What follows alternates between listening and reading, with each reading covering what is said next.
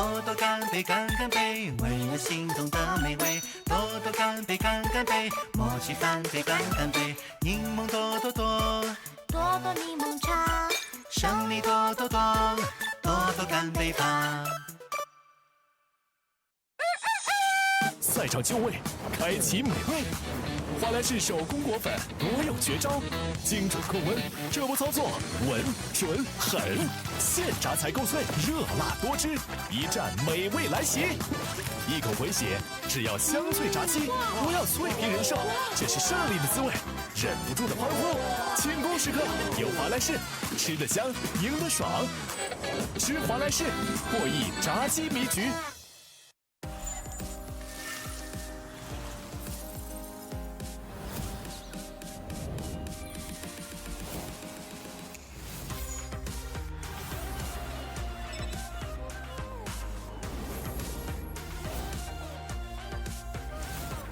从电视新看法到看法改变世界，20年，与中国视听的每一帧进步同行，念念不忘，蒸蒸日上。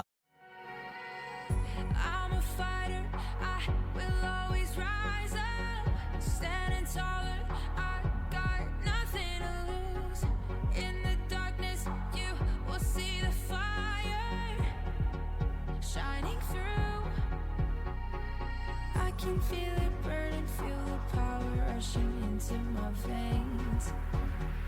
Like the way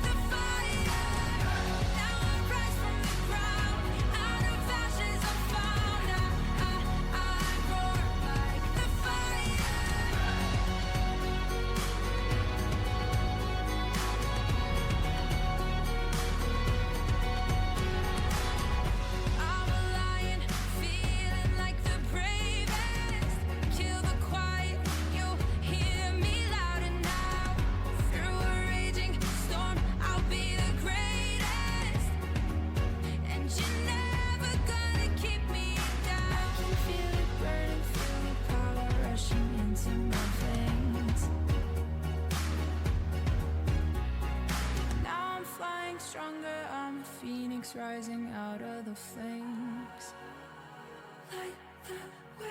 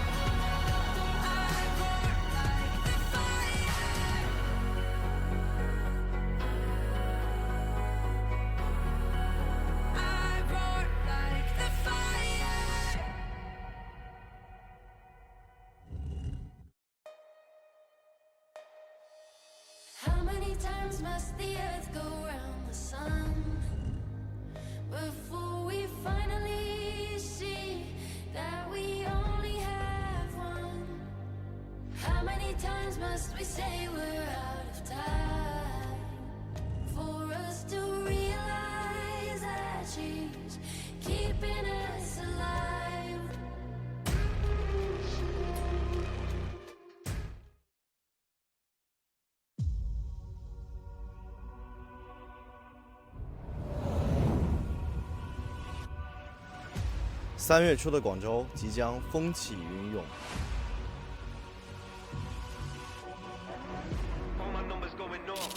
这将会是一场残酷的挑战。每个人都必须全力以赴。闯过这一关，你才能看到更大的舞台。平常心对待，发挥出自己全部的实力。这是一次能扬名立万的机会。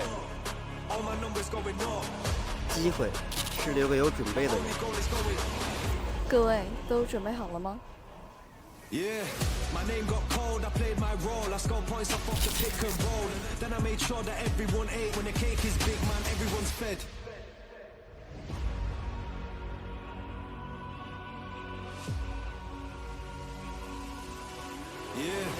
我们没有太大的包袱，会珍惜这一次机会。目标的话，希望不留遗憾。我想突破自己，勇敢走出第一步，想要证明自己，不辜负大家的厚望，渴望再次回到这个舞台，再一次创造奇迹。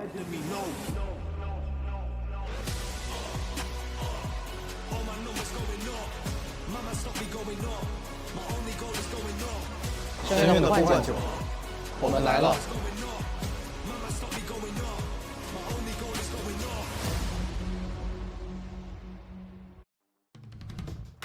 欢迎来到2026第5人格深渊的呼唤9中国大陆赛区预选赛的比赛现场，我是主持人小小。下面让我们掌声有请两队登场。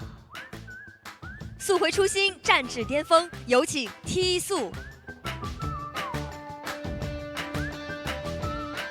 速回初心，战至巅峰。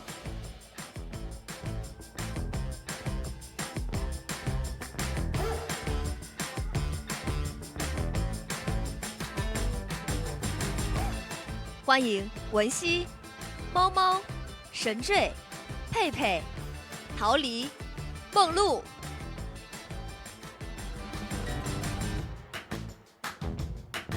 灵泉高智，散舞精灵，有请 ZS Lin。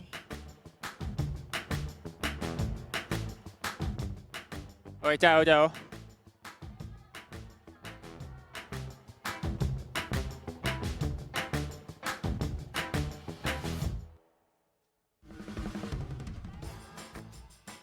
欢迎参议、程晓、低保、寒冰弗莱迪、呱呱、胎儿与秘书。这里是第1周第4天的第1场比赛，由 T 速对阵 ZS Lin， 让我们期待双方的精彩对决。Hello， 各位正在屏幕前观看直播的观众朋友们，大家下午好！欢迎大家来到2026第5人格深渊的呼唤9比赛现场，我是解说鹰懒兔，我是解说一文。好的，那么在比赛开始之前，我们要感谢主办方网易游戏第5人格对 COA 的大力支持，也要感谢官方合作直播平台 CC 直播、哔哩哔哩直播、快手直播、虎牙直播、斗鱼直播、抖音直播、小红书。官方合作媒体人民电竞、有酒网、1000字节对本次赛事的大力支持。柠檬多多多，多多柠檬茶，果子熟了，多多柠檬茶，邀您一起多多干杯，为选手助力，为赛事喝彩。全鸡配汉堡，华莱士吃好，吃华莱士获益炸鸡迷局，上华莱士自助点餐小程序，吃蛙大蛙香脆炸鸡，灵魂炸鸡神演绎，美味一战全破亿。感谢第5人格赛事特约合作伙伴百视通。通过 IPTV、互联网电视、有线数字电视等平台的百视通云电竞专区收看全程赛事。哔哩哔哩深渊大舞台征稿活动现已上线，上 B 站看 COA 9，即日起至2026年4月12日，带第5人格 COA 9话题或其他活动话题投稿赛事视频，满足投稿量、播放量、点赞等多个奖项条件，万元奖金等你来拿，持续更新，猛猛涨粉，奖励还有加码。相信你一定对全明星 OB、复盘锐评等赛事栏目非常熟悉。站内还有超多有意思的赛场视频等你来看，更有你喜爱的选手们开启直播放送，没事多来看看大家的排位日常吧。扫描屏幕下方二维码可直达活动页。快手第5人格 COA 9征稿活动现已开启，即日起上快手带指定话题发布第5人格赛事相关视频，万元奖金、100万流量激励等你来拿。辉煌共筑不朽传奇 IVL 官方出品的电竞收藏卡第五人格赛事收藏卡 IVL 2024秋季赛全渠道火热发售中，视觉锐意革新，工艺极致淬炼，方寸之间封存传奇，历史换回激扬记忆。感谢官方内容合作伙伴网易大神对本次赛事的大力支持。上大神看 COA， 完成观赛任务即可兑换大神专属 COA 应援礼包，还有灵感碎片等多重游戏号礼等你来拿。看赛事评分榜，锐评 COA 9新鲜事，参与赛事竞猜更有机会赢西式时装购置金，快上大神 APP 参与吧。是的，也是来到我们预选赛的第一周的最后一个比赛日了啊。那A 组这边的话呢，已经提前打完了第一阶段，相当于是那今天的话，轮到我们 B 组这边也是胜者组的4支队伍，然后败者组的4支队伍去打。今天的话呢，我们先来看一下啊，目前的一个赛事日历啊，5、6、7、8号，今天是3月8号，也是我们这个 B 组的比赛啊，那13、14、15加上后面21、22号是我们的复活赛。是的，到时候还要看看我们可能前面比较有点压力的几支队伍啊，后面的一个表现。是的，来看一下总奖金池，本次深渊9是800万人民币，然后冠军的话是300万，亚军100万，季军62万，殿军50万，5到8名是30万，9到12名是20万，13到16名是12万，17到20名是10万。不得不说，我们这个总奖金也是非常丰厚啊。对的，进了小组赛都有奖金拿啊。对的，我们看一下目前的 A 组胜者组的一个情况。那第一张门票呢，会在北京 WBG 和 ACT 当中是产生的，因为他们是胜者组的队伍啊，胜者组冠军可以直接拿门票。对的，那么就让我们来看一下 A 组的败者组，共是4支队伍，X Team、FunPlus 朱雀和成都积极，到时候他们4支队伍当中也是可以拿出一张门票来的。没错没错，不过就是输了的话也不用担心会淘汰啊，就是我们还会有这个复活赛的机会。对的，来看一下中国大陆的 B 组的胜者组 ，T 速对阵 ZS Link，GR 对阵 GW。是的，那也是这4支队伍的话呢，能够拿其中一张胜者组的门票，但是需要连胜才可以啊。对的。败者组这边的话呢，也是情况比较复杂了啊。VRS 对阵斗5，然后 D 加的话呢对阵 DFXG.T。那败者组的话呢，第1轮的败者组它是要淘汰队伍的，所以这4支队伍一定要小心了啊。今天的话呢是生死战。但让我们把目光聚焦到我们今天的第一场比赛 ，T 速对阵 ZS Link。来看一下，第2场是 GW 对阵 GR， 第3场 VRS 对阵斗5，第4场是 DFXGT 对阵 D 加。没错啊。前2场队伍的话呢，就是继续争取前进一步，争取胜者组最终的那个门票，胜者组冠军的门票。那后面4支队伍的话呢，要注意一下，就是谁输了的话呢，会在第一阶段面临一个淘汰的风险啊。对的。所以后面的比赛可能需要队伍们更加的去提起精神啊。当然了，你看前2场比赛的话呢，也很关键，赢了的话是有机会直接拿门票的，而且能够为自己的队伍争取更多的一个休息和备战的时间。对，我相信我们屏幕前的观众朋友们一定非常期待我们这一场比赛，毕竟也是我们战胜过职业队的民间队，然后对上我们的一个 T 速。来看一下我们这边的第1回合的一个地图选择。这边 ZS Link 是选择搬掉了月亮河以及唐人街，然后 T 速是选择了永眠镇啊。是的，也是想一想能不能限制到对手绝活、聂西以及这个台球手的一个发挥。对，寒冰弗莱迪的话呢，上一场的表现可以说是堪称惊艳啊，尤其是在救援的环节，2次预判到大副摇怀表之后的一个位置啊，这个是我们赛场上非常少见的。对的，而且对于他来讲嘛，我图榜第1这样的一个荣光加身，相信我们很多观众朋友们都是非常期待他的一个操作的。是的，是的，反正我个人也是非常期待他的操作啊。好，我们先来看一下双方的成员介绍啊。首先来看一下 TE 这边，文熙、猫猫、神坠、佩佩、逃离、梦露啊，大家比较熟悉的成员了，当然有新人加入。对的，再来看一下 ZS Link， 参议、陈晓、低保、寒冰、弗莱迪、呱呱、海尔以及雨秘书。是的啊，那相信上一场比赛大家也是，就算有不认识的，现在也该认识了啊。那尤其是他们的监管者啊，除了我们的老熟人低保之外的话呢，还有我们的新星监管者榜单的第1名啊，其实也不是新星第1名，已经好几个赛季第1名了，感觉一直都是第1名。是的，很厉害的一位监管者啊，寒冰弗莱迪，而且的话呢，他是绝活聂西啊，是玩这种观赏性非常高的监管者。对的，然后角色池其实也不赖，还有说台球手，相信4大天王也肯定都会有。其实他上一场比赛台球手在永眠人的表现也是不错的，虽然说最后是保平了，但是他的熟练度尤其这个熟练度方面看起来非常高，而且非常有观赏性。对的，那来看一下猫猫的数据，您得分9749，排在联赛第9的位置，然后牵制80秒，救人1次，均破198，还是非常不错的一个数据。是的，我们在本阶段的话呢，因为也是进行的比赛不多啊，所以说这个数据的话，大家看一下，其实相对来说就是选手们上一场的数据取个平均，对，就这样子。那也是猫猫的话也是比较稳健的一位选手了啊。而且 TE 的话，整个队伍感觉他们整个深渊的状态会非常的好，对，非常好。所以对于 ZS-Link 来讲呢，也是比较大的一个压力吧，毕竟连续2次面对职业队了。是的，再来看一下逃离李宝，你的分6376，牵制66秒，然后破179，首次牵制57.74秒，逃跑率50%。是的啊。逃离的话呢，常用角色是守墓人和大副啊，队伍当中主打的是一个救援位的定位。但你看他的绝境救援0.5，证明什么？还有其他的救援位在等着后面补2救。现在基本上至少你一局是有带2个化险为夷的啊，除非是你要特定的一些阵容或者有达成特定的这种战术目标，才会去省略掉就全员去牵制啊，只带1个化险为夷这种。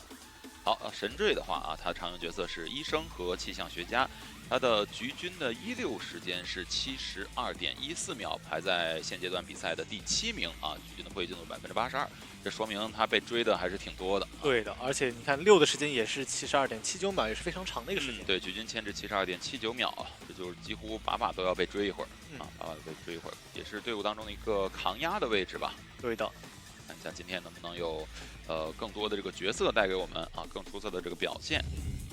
好的，再来看一下梦露啊，目前的逃跑率是100%的啊，排在现阶段比赛的第1名啊，100%那肯定得是第1，是不管有没有并列也是第1啊。局均的牵制是没怎么溜，但是的话局均修了很多，203.5的局均破译进度啊，常用角色飞行家以及木偶师啊，按理说其实是应该一个6的角色啊，但是的话上面比赛没怎么溜，对，可能不太想追。是的，那今天会怎么样吧？对，而且16位一般不会有100%逃脱率，是吧？一般16位最后都是挂飞的那个，都是被一直在针对的那个。是的啊。好的，那这位的话呢，也是我们的一位老熟人了啊，艾丽教练 Alex。哇，手里的本子还是非常可爱的，真的是，我刚想说这个点啊，这个是应该是所有教练当中最可爱的一个本儿，对吧？其他的教练基本上都是那种什么黑色的一个壳子那种的感觉啊，很有秘密的、很神秘那种感觉。对，但是 Alex 这边的本子看起来就是非常的可爱啊。对的，来看一下 ZS-Link 这边的监管者海滨弗雷迪。年的分11647，排在现阶段第3，击倒6.5，淘汰3名求生者，排在现阶段第2，击倒用时58.1秒，排在现阶段第5，刺抓率50%，排在现阶段第1的位置。韩明弗莱迪啊，上一局比赛的话呢，打了2小局，第1场比赛拿的聂西，第2场比赛呢拿出他的台球手。确实他这2手角色的话呢，是有点让人防不胜防的啊。一般我们说带双弹的话呢，可以去牵制一下台球手，但是呢，你又为了防止聂西的坠击，你可能会更多的携带一手飞轮。所以的话，我有一计，双弹飞轮，如何解决一切问题？回光返照呢？到时候再说吧。反正你牵制这样，我们先来看一下教练啊，ZS-Link 这边的教练是笑纳啊，也是大家比较熟悉的一位路人玩家。对的。刚才也说了，就是怎么样牵制起来寒冰弗莱迪，对于队伍们来讲，队伍的求生者们来讲是一个问题啊。毕竟人家是监管者榜单的第1名，说白了，在排位赛当中也经常排职业。对，然后我们也在很多的明星赛事里面看到他的身影，他确实打的都非常的不错。非常好。所以你，针对他的聂西，你又想永眠阵这张地图，相对来说可能台球手会更好打一些吧。然后你在做这个 BP 的时候，可能就会想，到底是针对他的哪一个角色去做这个 BP？ 对，而且你想看图榜第1啊，这么多角色，怎么可能只上2个？4大天王也肯定还有。是，这也是给职业队伍出了一个难题啊。当然反过来说呢，对于这个 ZS-Link 来讲 ，TE 也是一座大山啊。是，再来看一下我们第1回合上半场的一个 BP， 这边弗莱迪是选择搬掉了古董，加上弓箭，求生者也是很求稳啊。先知加咒术师。是一个各种监管者都可以去防的前2手。你要往4大天王去偏，跛脚羊也好，还是其他角色也好，这手咒术先知都能去把节奏稳定下来。不过要单说聂西的话，好像不太那么好溜前2手角色啊。魔术师还好，魔术师溜谁都比较不错。那最后感觉再补一手大副，把郑瑞选出来，这个阵容应该就成型了。但是感觉很便宜啊，这个阵容。不能选大副了，因为弗莱迪他太擅长打大副了。对，就不管他以前擅不擅长，反正看了上一场比赛的话，暂时先不选。对吧？因为他这个是听声辨位的这个能力非常强啊。反正赛后采访也说了，说是能听到，而且训练赛也经常被打出来，就是他们队的这个大副也能被他给找出来。所以说可以不拿，对吧？咱们就不玩那些隐身的，咱们玩这种能够快速位移的，像佣兵啊。是，虽然说牺牲了一点点的这个破译速度，但是好在是无论如何都能把人救下来啊，只要别太夸张。但是佣兵相较于大副在中后期拉扯方面可能略有劣势，看他有没有道具吧。怎么打了？对，要是有道具的话呢，开门战肯定能力还是强的。要是没道具的话呢，在运营阶段就会成为队伍的一个拖累，修的又慢，然后摸的又慢，对啊，自起的也慢。那就看看弗莱迪这边怎么样去选了。这个阵容感觉打聂西也好，打台球手也好都可以，但是主要是永眠战这样地图啊，有很多的点位，其实聂西的坠击是其实不是那么好打的。对，他有些点位也不太好跳嘛，比如说双11，然后有2个2楼，他的是磕头的，对吧？他是跳不了的，所以对于弗莱迪来讲的话，看看要不要第一手变个阵。但我感觉啊，他应该还是会选聂西，因为我其实在很多的时候都会观察到他聂西，他其实感觉在永眠这张地图，哪怕说地形不合适，他总能找到一个机会能够跳进去。反正比较难打的阵容，他排位的时候也在打聂西，对吧？有聂西还是优先去拿的。OK， 没有问题，直接选择了一手绝活的聂西啊。那这套阵容的话呢，其实也并不是刚才我们说，并不是完全针对聂西的啊，所以说也是比较考验各位选手的牵制基本功。那么会不会像我刚才说的，比如说咒术师，比如说先知，会不会就带个双弹飞轮？无论你选择台球还是说选择聂西，我都可以去溜一溜，不至于说被打秒倒，然后续节奏很快。对。然后在选点方面也要看一下他们的一个点位会选的是什么样的，感觉这手先知必须得在安全点啊。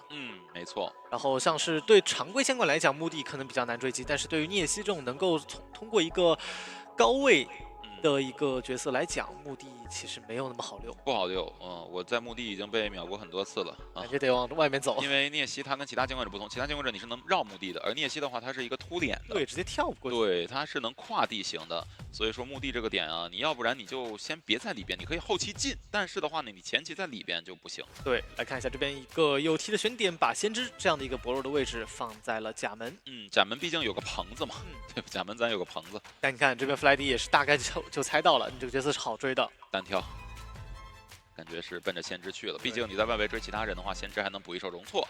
但是你追先知的话呢，他这个鸟只能给他自己，那本身就是一个白板牵制了。是的，然后通过天赋上来讲，也要看看这边聂西会不会带一些什么能够加速的天赋了，对吧？你们求生者有自己的双弹，我们聂西玩家也有自己的双弹，有自己的掌控欲，然后有自己的这个冲动，对，是吧？反正加速的这种天赋应该是必带的啊。聂西的这个蓄力刀的应用场景也是比较广的。对的，来看一下天赋，这边聂西是挽留底牌，然后还为了针对这手咒术师点了点愤怒啊。有愤怒，然后狂暴啊。那就看看这一局比赛吧。本场对局由 T 的求生者对阵 ZS Lin 的监管者，解说伊文，解说慵懒兔，带来 COA 实时赛况解说。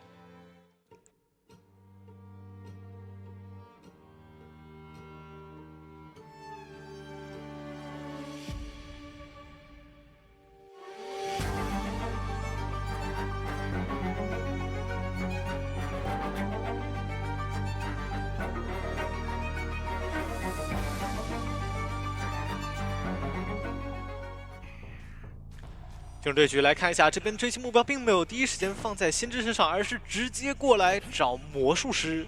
他可能会认为魔术师作为一个抗压位啊，他可能是带这种化险为夷。对，这把也还真是，求生者这边是3名求生者没有携带回光返照。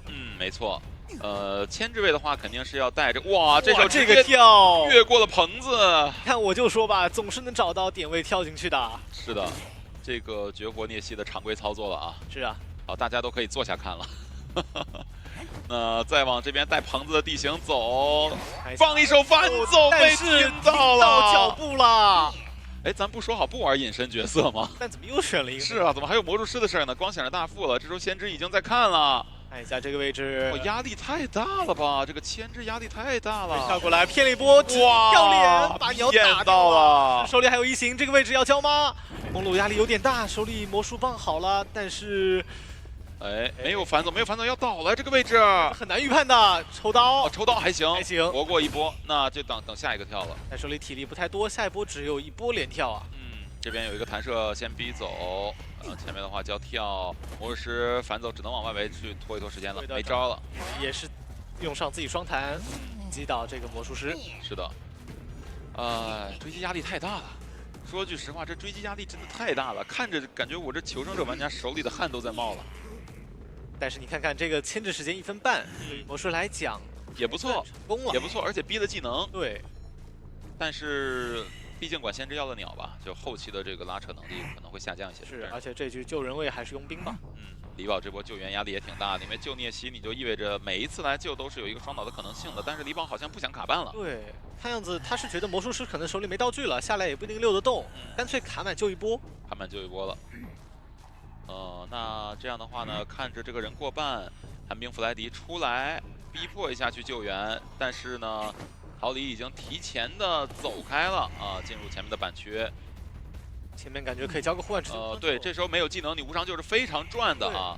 这也是聂西目前没有办法解决的一个问题，就是手乙阶段如果不来救，这个问题解决不了啊。主要是还是走的稍微有点远嘛，给到这个佣兵救人机会了。是的，魔术师这样的话直接倒到独栋的角落。李宝的话呢是想在就近点位修机，直接扛压，保护一下外围的2个没有国光返照的牵制位。对的，毕竟他手里还有2个互换嘛。然后这边聂西想看看能不能开个2阶，但这个时间点啊，时间点不够了，一点点。对，20秒计时到了。如果开了2阶，感觉刚刚那波就有机会能够拿到了。对，其实毕竟也节约的体力还是不少的，在第一波手乙的时候。是，来看一下弗莱迪现在怎么想，手里有移形，外围不敢修。墓地的人可以稍微给点压力。没错，独栋的人也可以给压力啊。佣兵的话其实就是大胆修，追你的话是赚的。耳鸣起来了墓地那边在修，也不一定能够排得到。想来找一找，因为他觉得在修的人应该是咒术，而先知在躲。那这波有看到先知吗？感觉是看到了。看到了，已经准备开追了。而且先知这个地形很不好，前面先交一个反弹射，然后还要手里捏着飞轮防一下坠。看一下还在骗，飞轮摁住没交。 2阶开了，这时候移形也是好的了，2台密码机在修，但是先知这边还有一个飞轮，应该下一个跳是可以去躲的啊。看一下这个飞轮博弈进板，提前交飞轮，交移形，关过去翻，没翻，这都没打到，移形翻又翻过去了，猫猫好亏啊！是的，一开始猫猫没翻，但是这个坠机是躲不了了。 这波弗莱迪也是知道了，先知手里是没有回光返照的。对，这还是个比较严重的问题，得针对的。对，这样的话考不考虑一个问题，就是得要换位啊。密码机，佣兵这边直接去地下室躲着了。来看一下另一边神坠，神坠再赶过来救援，但神坠手里也没有回光返照。但他有飞轮，应该是不会双倒啊。 有压力，应该是佣兵这边躲着，然后神坠去修，然后等修好了之后，佣兵再过来救。对，只能这样，因为再怎么样，面对出榜第1嘛，还是有压力的。有压力，非常有压力。咒术哪怕有飞轮效应，也不能完全规避说一定会不吃双倒。那一旦吃了双倒，这把就可能直接结束了。一个灵性的反走交互腕。时间应该是来得及的，对于弗莱迪来讲。 看看他接下来怎么打这个针对啊？对，主要是先知没有回光返照，也没有飞轮，下椅子还不能被踩到。这个身位让的有点远，想吃跳扯，但是他这时候应该要省跳的感觉。对，来看一下了。主要是他技能也没好，你不着急救，我也不着急打。对，慢慢扯，扯下来我再准备跳就好了。是的，看一下这个致命坠机怎么没办法了，不跳。 给到一刀，哎呦，还真给扛到了，直接亮了。那直接亮的话，猫猫这个点位还是进不去呀。好溜啊，还是一个坠机直接倒了。佣兵还没有满状态，手里移形马上好。感觉佣兵扛到了，也不用太着急亮吧，因为先知是怎么样都活不了的。但是说他不亮吧也不行，对吧？过来，来找一下。底牌还在，咒术手里有个飞轮。 看一下底牌切闪，底牌切闪了，击倒另一边李宝门刚点上，现在体力的话呢，感觉是够用的。对，但是要挂上的话，这个时间好像应该是能先开了。对，门应该要先开了，这把应该能走一个了。哇，好有压力，还在跳。对，门应该是能开。 23，哎呀9，哎呀差一点点，差一点点。要是就是门开了之后往里跳是能跳进去的，如果再来一段体力的话就可以了。对的。 但不管怎么样，这把也是弗莱迪上来就拿到了一个3抓，我觉得对于一个民间队的建构来讲，这个成绩是非常不错的了。没错。首先来讲的话呢，就是这套阵容啊，它并不是特别针对聂西的啊，尤其是在1-6魔术师做的没有特别到位的情况之下啊，选择卖掉去保这个平局。但是的话呢，因为你这个构想的是前期2个没有回光返照的位置去牵制啊，预期的是比魔术师牵制更久的时间，然后套2波化险为夷弥补没有回光返照的缺陷。但是因为弗莱迪他的追击节奏呢是先起的其中一个化险为夷，导致你在开门战的时候没有另外一个化险为夷能套出来，导致求生者保平的节奏点缺失，对吧？这个就是弗莱迪他的一个聪明之处了，对吧？我明摆着我魔术师更难追，但是的话呢，我就要先破你一个化险为夷，这样的话你开门战阶段的话你是没有办法跟我去保平的。对的，就相当于求生者直接缺失20秒嘛。然后再加上求生者这边其实也有一波小操作，算是比较不错的，就是趁着聂西出来的一个空隙，我交一个护腕直接过去伤救。对，是这波救下来，起码说自己没受伤，并且聂西没办法开2阶，下一波求生者有一个比较大的一个2-6空间嘛。没错没错。其实就是牵制聂西，就是假想敌是聂西或者抬头手的话，也可以试试像杂技演员这样的位置嘛。这种比较传统的牵制位其实是比较克制这2个监管者的。对的，对吧？而且这种角色他是能够在对手先交跳的情况下，他自己也能规避伤害。对，而且比如说这局杂技换魔术的话呢，那杂技的牵制时间要比魔术师要更久的啊，一定是更久的。对的。来看一下赛后数据，猫猫破141牵制了48秒，梦露牵制了79秒，陈坠破了282，然后这边李宝是破了146，救人2次牵制了58秒。是的，寒冰弗莱迪这边命中9次，击倒5次，最终是完成了一个3抓呀，上来就给了 TE 这么大的一个压力啊。说实话，现在 TE 的话，就是监管者这边上来，就算是拿4大天王，你要说必来一个4抓，也不是那么容易的，对的，对吧？也不是那么容易的，所以现在压力确实来到了 TE 这边，而且你看刚才寒冰弗莱迪打完之后，甚至还觉得有点可惜。对，因为其实就差最后一点，对吧？我感觉他最后打完之后叹了一口气，哎呀，再给我一点体力，或者佣兵再少一个护腕，说不定我就能够拿到这样的一个4抓，或者说再加上。可能之前那波手椅再守的好一点，说不定也有机会。没办法，就是他刚才那波手椅的话，要么就是压时间能够打佣兵状态，要么就是逼他就打不了佣兵状态，2选1，是吧？他选择了还是抢密码机，就是让密码机进度没那么快嘛啊。那么就看一下双方换边之后，第1回合的下半场会怎么样吧。感觉寒冰弗莱迪的话呢，真的是挺厉害的。真的是挺厉害的，就是他的这手里的角色池让对手在做 BP 的时候很难受。对，而且你想看他从去年的时候就已经陆陆续续在各大比赛上面都亮相了，并且也是我们之前的一个青训的学员嘛。那现在打到这样的一个成绩，真的是非常不错的一个成绩了。是的，而且已经打了3场，3场都是面对职业队啊，这是非常有说服力的数据。是的。来看一下海尔这边演绎的分8068牵制74秒，然后局军救人1次破179，逃跑率是33%。是的，海尔的话呢是我们的一个前职业选手嘛，然后的话他主玩的就是牵制位，像职业期间这个病患，然后包括像飞行家这样的牵制位，他的定位无论是在哪支队伍都是没有什么太大的改变的，就是一个牵制兼辅助2救的一个位置。对的啊，就是感觉让选手们打自己擅长的位置是更容易让他们发挥出来自己应该有的这个实力的啊，这个是我觉得一个舰队的良性循环。是的，再来看一下呱呱，作为队伍里的救人位啊，选军能分8164，牵制47.6秒，救人1次破167，逃跑率是67%。是的，呱呱的话，队伍当中的救援嘛，常用角色佣兵大副也是比较稳健的一个救人位，在上一场比赛对阵斗武的时候呢，也没有说给到什么机会。也是非常稳定的嘛，稳住。就是我觉得 ZSD 的话，他们作为一支民间队，双向奔赴的能力是非常强的。就是自家监管者拿优势，你真的是能够帮他守住这个优势。对的，其实他们的一个分工还是比较明确的，就是什么？就是弗莱迪出去争取拿了一个比较大的比分，然后加争取保平。对，然后求生者在这里开始稳住。来看一下这边参议演绎的分7000分哦，还是蛮稳的。然后牵制75.61秒，救人1次。破179，首次牵制54.33秒。对啊，参议在队伍当中的话，主打的是一些体系位，是吧？比如说入殓师，你看这支队伍是比较早拿出来入殓师的，就是我监管者3抓4抓了，我必须得把这个平局保住，我没有什么手段，我就拿入殓师，对吧？入殓师是非常好用的，而且还能帮队伍省下一个化险为夷，多带牵制天赋，目标是非常明确的嘛。没错啊，这位非常开朗的选手啊，秘书。常用角色的话呢是魔术师和调香师，也是队伍当中的牵制位。他的局军的16时间呢是63.77秒，排在目前阶段的第9名。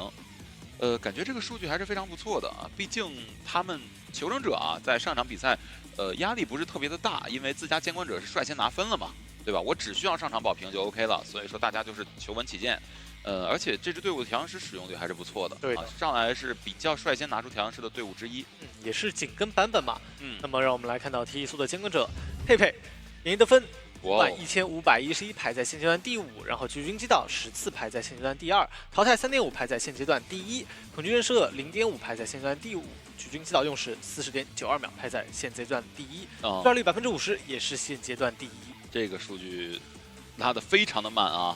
佩佩，不过这也是符合我对他的一贯印象啊，对，一直都是这么猛。是，而且看他角色池其实拓宽的也非常多。那肯定啊，而且的话呢，现在这个鱼女又有好消息，是吧？黑神这边也是跃跃欲试，对，最有可能掏出鱼女的对一位职业选手啊。当然前面几局的话呢，还是以4大天王为主嘛，4大天王为主。前天的一个比赛是打了这个歌剧演员出来，对，打了歌剧演员出来。那今天的话呢，看看是不是这张地图要拿跛脚羊了啊？因为这张地图原来就是喧嚣跛脚羊选1，但现在喧嚣18秒了嘛，那可能就是跛脚羊概率会大一些。这张地图歌剧也是一个比较劣势的地图，但是在这种情况之下呢的话，对手其实做 BP 就比较好做了，我就不管抬救手，先管跛脚羊，是吧？跛脚羊我上来就选个什么木偶师这种就开始溜就完事儿了。而且还有医生这样的角色，能够看能不能去选一选，但感觉佩佩的话应该会选择先把医生给他ban掉。可以的呀，我觉得还是可以的。医生的话，他可以搭配的体系太多了，这个角色就是自己会成为一个体系。对，而且永眠阵的话，运营空间也是非常的广的。光是什么一咒，对吧？医生和击球手这种搭配就足够让很多监管者头疼了。看一下佩佩的前2手的班位啊。对于他来讲，医生和先知，我觉得得先搬，这样的话他能去摇摆跛脚羊也好，去摇摆自己的一手抬球手也好，都能打。没错。看一下这边前2手的选择，要不要先抢木偶师啊？古董商先拿，木偶师先拿啊。木偶加古董非常强力，而且非常昂贵的阵容，是啊，很稳。那看看第3手怎么搬？往救人位方向偏的话，把守木搬掉，那得选大副。考虑到角色池的话，还是大副更好一些。还是说不着急？着急了，对的。那现在就差一手飞行家了，看这意思。但你有没有觉得可能入殓师也会选？入殓师先拿也行，也行，这张地图也不错的，其实。飞行家没了，对。入殓师反正也是很符合他们队伍的风格，就是能够守住优势，是吧？那入殓师他牵制的会不会有点太短？有时候。看一下选气象学家，这个阵容好贵呀。很贵，但是看结果是吧？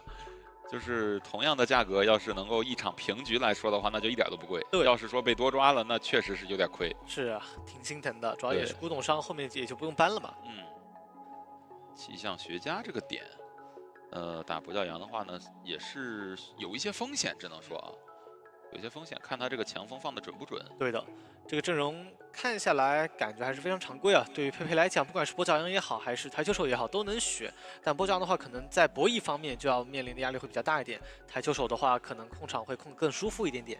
对，但是台球手打这个阵容追击上是一个问题，对吧？就是追谁才能不闪开，这个是比较难的，追谁感觉都要闪开。对，然后我们之前也看过佩佩的一个台球手操作也是非常不错的。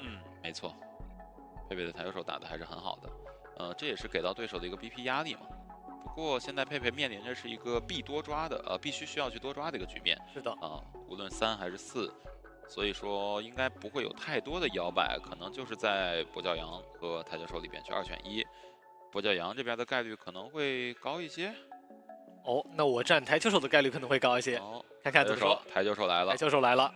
还是你比较高一些，台球手拿出来的话，这个阵容就是在追的情况之下呢，你要考虑到这些比较能溜的角色，如何才能让他们导的速度稍微快一点，这样你才有控场的机会。是的，当然本来说这张地图的话呢，它是比较偏向于台球手的，因为它的密码机连接比较紧密，在追击的过程中容易干扰到其他密码机。对，而且它的一个加强腰也能够直接穿越地形，去看看能不能给到求生者一波暗杀机会。没错没错。来看一下选点。对于求生来讲，这样的一张地图选点是选了一个 L 字形啊。选了一个 L 型选点。这个选点的话，主要他们这个选点其实也无所谓，因为就是谁都能溜，谁都可以承担修机任务，尽可能的前期被少封锁密码机。对，这个选点还是做得非常成功的。是的。然后也是监管最后选在了红迪河。追击目标我感觉应该还是会放在这手气象身上，不过感觉是可以去中场先绕一圈再去找这个气象。对，先攒一下击球点，后期追击的时候呢，我可以从一台密码机出发，然后顺便追着追着把我这台密码机给封住，封锁住。所以前期的话呢，抬头手也不能着急，毕竟你前期光凭借一个惯性想让平地拿这些有道具角色的刀是非常非常困难的。对，还是要配合闪现嘛。那来看一下天赋选择，这边抬球手是挽留带张狂，然后快踩加上摧枯拉朽。是的，抬球手的话比较就是常规的一套天赋搭配，然后球这边的话呢，双弹飞轮的古董伤，化险为夷是3个啊。即将进入比赛，本场对局使用踢速的监管者对阵 ZS 领军者，有解说用烂兔解说，一文为您带来 COA 实时赛况解说。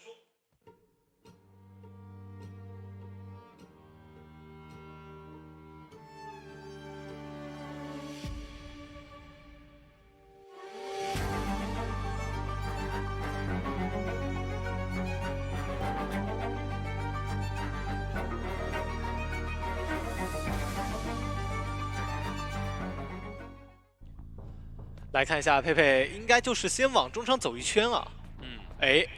没那么想走，中场主要没密码级啊，走的话会被拉开身距。对，那过来海尔这边也是把他逼进墓地里，然后再回2楼，然后找到雨秘书这边。古董伤不好追啊，感觉这个阵容没什么好追的，对呀，没什么好追的。再找就是呱呱的大副了啊！再绕一绕呱呱大副，要不就是参议的木偶师，反正总得追一个了吧？这个时候就可以去封这台密码机，然后出去找人了。看一下追击目标放在谁身上？想要去中场2楼找董伤吗？不是很好的选择，难追哦。以为他会下来吗？看一下，先封住，先把领域闭合一下。下来，但是古董伤是一个双弹飞轮哦，真要追古董吗？手里闪现已经好了，再来2个线，这个位置先骗一下，是的，闪开一刀，闪开之后的话呢，主球解锁，看看古董伤这一波能不能牵制起来啊？这个位置感觉对于佩来讲心有成竹啊，可以这个位置直接主球封一波，但是要跟他博弈。哦呦，打到了一下，对，但是没打出，被捕捉到了啊！第2棍止戈，看一下，没办法，飞轮是摁不出来的。对，那这个击倒的节奏还是比较常规的啊，稍微干扰一下红蝶停了密码机，然后呢把人挂在墓地。对，而且最重要是脸上气象这台机子也修不开，得走，修不开的啊，他要有一波回退。是，而且就算你想硬修，我也会在这边逼你走。但你看一下这个求生者天赋阵容啊，感觉气象是可以承担依旧的一个位置的。他们的3个化险为夷都没有被追啊，唯独被追的这个是一个双弹飞轮的，而且古董伤下来还没准还能牵制啊。直接给一刀，那气象这个位置可以强攻再吹一波，给到古董伤更多的一个2溜空间。古董伤这边应该是想自己溜啊，想自己溜了。对，过去再放一个击球点，但是上惯性板子这个主球没什么位置好交。想回来，要不危机关消，被打到了，对，很极限，拉主球，飞轮躲掉，哇，这一波2次牵制很成功，等到一个出刀僵直，直接补2棍，10秒，雨秘书，很夸张的表现。对的，佩佩这波博弈感觉没怎么赢到，没赢到，而且主球还没了，只能再放击球点过来。但是他刚蹭了一个板弹，这个窗能翻吗？翻过去了，没有过窗刀，但是也没有窗弹。看一下气象马上就要来过来帮忙，一个强风定住，那感觉还能再牵制啊。前面还有弹射，但是这边的话呢，主球啊，这回是被收进去了，没招了，抓到了，没招了，给到一刀。这个2-6也太成功了，这个2-6啊，也没靠队友，关键是就最后时刻，这个气象学家修完密码机过来帮了一下。是，你看第一波佩佩击倒的时候，上乙手里技术点还有4个，现在全部用完了，没时间控场了。对，是场上最后一台密码机还没有开始修啊。应该是中航2楼那台要准备跑上去，但这样的话是还会有个时间差。摇表，高高要慢一点才行。对，一个蓄力刀没有打到。 2楼开始修了，到时候呱呱可以跑啊，可以帮扛一下。因为他他是没有回光返照的，但是队友好像想着平局就得了啊，不管那么多了。在这边，让雨秘书自己溜啊。然后也没飞轮，这波应该是要倒了，但是密码机够了啊。是，他倒南挂一点，密码机真是有可能直接亮的。然后3人开门战，求生者手里都有道具，还都能牵制。哦，想去封一下2楼机子，封一下密码机，到吗？看一下有没有回退。领域闭合。好像是没封到，那这样直接亮了，挂上就直接开了，直接亮了。3人开门战，而且手里只有1个闪的情况之下，击球点3个也不太够用。感觉这局要奔着平局去发展了。看一下海尔这个位置，手里还有道具，还有2次抢封的机会。直接交云，然后再溜一溜，跟 B 闪现。B 闪现在另外一侧门过不去呀，击球点不够用。佩佩这里必须得挂，但是到时候中场卡着1个人过来救，这把对于佩来讲还是很难拿到一个多抓。多抓是肯定多抓不了了，保平应该是一个稳平，大家都没什么想法现在。对，主要他击球点就算够用，时间也不够用了。那这样的话 ，ZS Lin 率先拿下一局了，5比3。我的天呐 ，ZS Lin！ 而且你看他们这个战术执行真的非常好啊，有点猛，有点猛。说实话，这个打的确实是太好了。这把对于佩来讲，其实节奏也就在26那一波没抓住。对，这个前期击倒节奏就是正常节奏，对于台球手来说正常节奏。但是我就想，你看这个古董商吧，他是必有26的。你就看这些角色谁没有26？木偶师、化险为夷都能变路易，感觉也就可能消耗一下气象道具啊。你要16把气象道具逼完了，他是没26的。对。只有这样才有机会能够去把自己节奏稳固住。但是你这么想，如果说追的是气象，那26的话呢，古董就会是来帮他的人，还是难受。对吧？就这个阵容，它是一个比较巧妙的一个互保加单6体系非常成功的阵容，就是这3个人都可以自己承担非常强的这个6个压力。其次的话呢，我在自己队友没顶住的情况之下，我还有人过来 OB， 有气象的风是吧？有古董商的这个棍，然后木偶师的话呢，人家也是带化险为夷的。对，而且这一局古董商是唯一一个没有带化险为夷的，就说白了，我就想让你去追古董商的。古董商站出来也确实非常出色的完成了牵制任务，那台球手没办法，只能保平了。对的啊，而且又因为他带的是嘛牵制天赋，还有今日季在窗户那一波也是拖开了非常远的一个身距，拖了大概有个15秒的时间。是的。主要这一局确实是台球手啊，就这个角色来说的话，带一手闪现，他是没有底牌的情况之下，也开门战没有什么能力。就算你说这局就算有底牌，我开门战还是交闪了，对吧？就是挺没招的。台球手这个角色就是有控场没开门战，他是只有控场，到开门战就完了。或者说他要尽量在开门战之前消耗求生者足够多的道具，尽量让求生者都是白板，并且他要开门战真多抓，一定要把求生者固定死位置，不能让他们很快的贴门。对，而且最好是在中场起抓的。是，主要最后击球点不够用，主要台球手现在你会发现他干点什么都要击球点，是吧？我控个密码机我也得用仨，对，是吧？然后我追个人我也得3、4个的往上扔，是。然后我一共上线就8个。我开门战要说手里还能有6、7个去赶路，那说白了你前期是太节约了，你都追不到人的，对不对？用了击球点都不一定能追到人，更别提不用了。现在台球手就是比较尴尬，因为他对于击球点的消耗太多，而击球点的数量和补充的速度又有点跟不上啊，所以这就很考验击球啊台球手对吧？台球手他的一个追击速度是怎么样的？用尽可能少的一个击球点对吧，去快速的击倒求生者，从而就保证自己有一个能够控场的节奏。这个阵容我就觉得很难速抓，很难速抓。我感觉可能大家就是在各支职业队伍在面对 ZS Lin 的时候，还是要摸索一些其他的打法。对的，那么精彩回放已经准备就绪，让我们一起来看一下吧。回了，我去督盾，我在督盾。你写好了？好鸟，好，在讲门6。好鸟，好鸟。好鸟，好鸟，好鸟！我现在还救了可以。3、2、1救了。开，先追抢，先追。现在死了，现在死。陆地没人，主动地下室。好躲。26了，26了。那就是可以新开，求稳就新开，我们求稳。新开完就收手，新开就收手。我在这里，我在这里，我帮你忙。往你后面。2楼有故事了，2楼。安过来。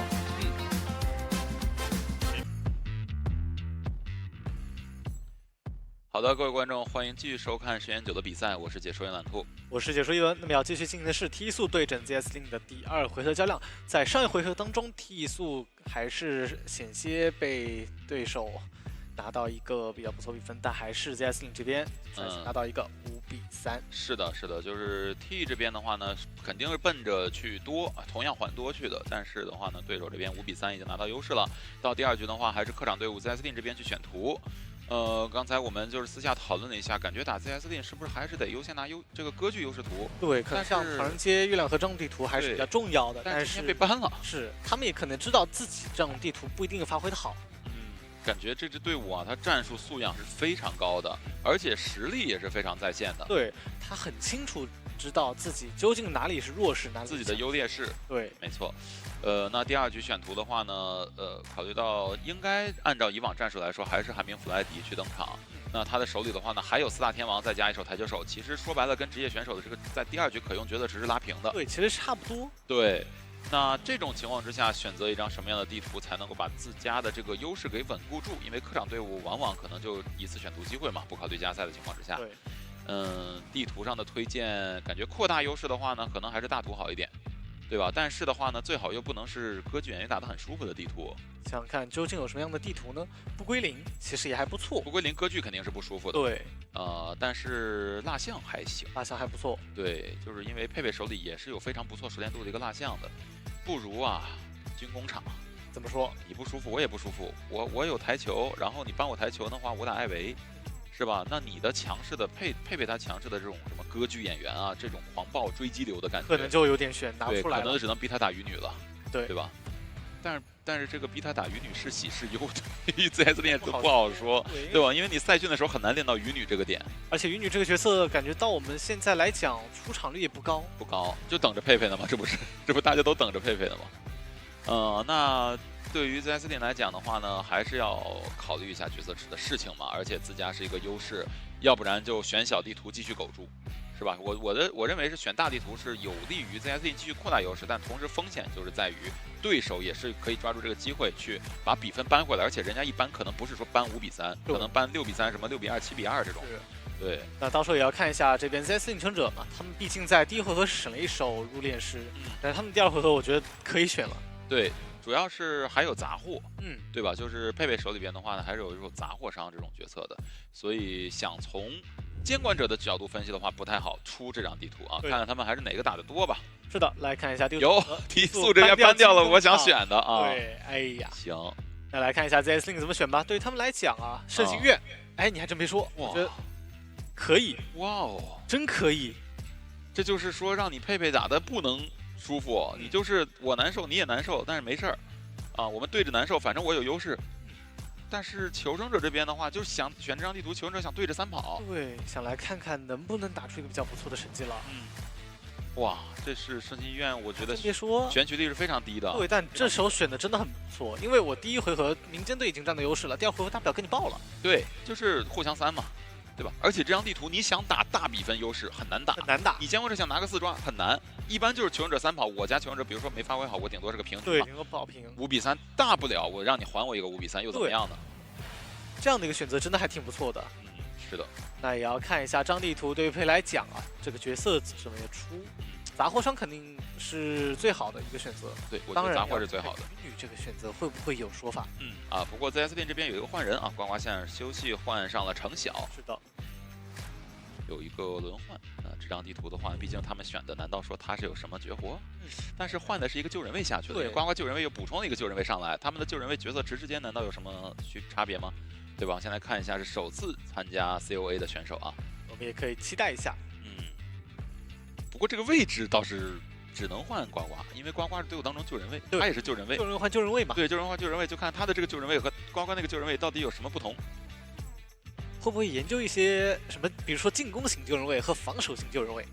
比如说我这个呱呱会的是大副佣兵守墓，对，会的是什么记者、骑士，对对对啊，这样的救人位，空军，是吧？是有可能的。我这张地图的话呢，反正求生者优势，对于佩佩来说的话呢，压力山大，非常大，因为。好，我们先来看一下佩佩的一个赛前采访啊，谈谈深渊9版本对于对比秋季赛的一个变化。这次这个大陆预选赛的话，感觉跟秋季赛的版本就是变化还挺大的。人类这边的容错就是明显变高了，然后屠夫这边的话，就是因为一些小天赋的削弱，就是可能要就是不能像上版本一样，就是玩这个养根喧嚣就是去拿分了，可能要玩一些就是让对面意想不到的角色。哦，什么叫意想不到的角色？想想看，难道佩佩也有一手鱼女算那个意想得到的角色？我感觉，哎，圣心院打鱼女好像还行哦，其实还不错的，可以。那你说究竟什么角色是我们可意想不到的呢？难，除非你也拿一手聂西。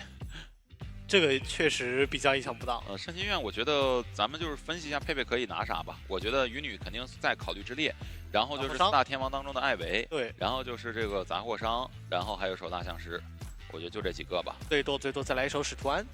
对，但是使徒安的话就感觉，追击上可能差一点，在这样地图，因为高低差太多了。可能杂货的优先级会更高一些吧，杂货艾维优先级要更高一些，看他们的一个阵容选择。会给哪位监管者露出比较大的破绽，再去拿那个？因为佩佩他手里的角色是绝对够的。是的，而且佩佩也说了嘛，这个版本对于球人来讲容错高了很多。是，再加上张地图也是求生者比较擅长发挥的地图。没错。看一下这边是观众朋友们给 ZS Lin 的一个应援词啊，应该是他们队伍的一个口号。对，非常的雅，非常的雅。感觉 ZS Lin 这边的话呢，压力确实不是很大，大家谈笑风生中啊。对于他们来讲啊，上一回合拿到一个5比3，这回合又是自家选图，感觉有主场优势的一个存在的话，对于他们来讲压力应该也不大。还真是，我觉得选圣心院压力就没那么大了。哎，这位水友，这个就不太对哈。哎，这个怎么老是放这种连续3场2比0的解说的这个照片呀？哎，究竟是谁呀？下班咒吗？这不是？是在我身边的这位吗？不然呢？啊，我以为是我来着。哎，那不好吧？那也行，其实要是把你的照片 P 上去，我觉得也是可以的。你直接通知那个土拨鼠老师让他换源，对吧？换成伊文版的是比较困难的哈。其实很简单的，你知道吧？就是因为他那个视频就是照片一直在那摆着没有变化，对，是吧？只需要换个脸，对。然后的话，歌词再把3个字改成2个字，是吧？某某兔换成某文，对，就可以了。好，我们来看看这一局啊，这一局的话呢，圣心医院双方监管者压力都很大。先来看看佩佩这一波怎么抗压。前2手，先知和拉拉队员，搬拉拉队员可能就有点像是他说过那个意想不到的角色。我觉得有可能。拉拉队员是不是鱼女也可以考虑搬啊？对，就是他毕竟他的破圈能力比较强嘛。是的，然后求生者这边是搬掉了一手跛脚羊。不过我觉得跛脚羊应该也不太在他的考虑范围之内啊。上地图跛脚羊也比较难受啊，因为它本窗区太多了，比较好规避它的一个围龙。对，围龙你要放得很准才行。是，来看求生者救人位佣兵加上魔术师，都能溜，都能救。对，一个角色叫都能救，一个角色叫都能溜，很厉害啊。看看第3手搬机械，搬机械的话，其实我感觉这个手 ZS Lin 它可以选一些弯精油，甚至说入殓师出来也没问题。反正我已经掉入我自己规划的鱼女陷阱里了。现在我就想，哎，防水娃娃挺好。哎，勘探员来了。哎，勘探员还有防一手猫吗？真有鱼女的机会吗？哇，你看他选的都是这种能破圈的角色。对，你还真别说，有可能。难道说意想不到的就是我们意想得到的那手绝活？对，但飞行家也能破圈，也能破圈啊。对，想想看，中国大陆赛区的第1场，鱼女会来吗？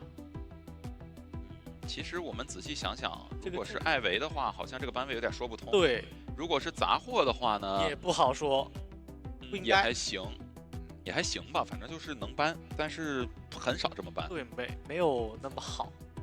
难道说真的要来了？难道说真的要来了？而且勘探员的话，好像打鱼女也不舒服吧？其实我觉得也还行啊，就是他作为一个 OB 位来讲的话，不是很好 OB， 算是一个近身。对，但是围大圈快啊！那是也是考虑了这个破译密码机的速度，我估计。好奇中啊，好奇中。现在感觉很期待啊，佩佩这一手到底会是什么？对的。到现在新版鱼女好像还没看到过。确实。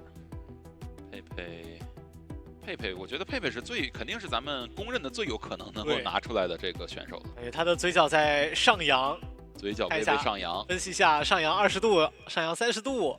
不同的度数代表不同的角色，是吧？会不会有可能是拿喧嚣呢？也要看一下凶者这个阵容的化险为夷吧，感觉也会带的比较多，带2个。没事，马上就要揭晓答案了，再等个10秒左右，来吧，一起来看一下吧。佩佩，你最骄傲的信仰，历历在目的双重惊喜。喧嚣，哎呀 ，OK， 没问题。果然意想不到，因为分析到了，对，因为就是18秒的版本，我们会觉得他上场率会比较低嘛，果然是没有猜到啊。佩佩的话，确实对于4大天王就是庆祝的这个努力还是非常多的啊。那看看他的这个喧嚣能不能逆版本而上啊？但不管怎么样，我们说喧嚣这个角色削弱很多，但是瘦死的骆驼比马大嘛。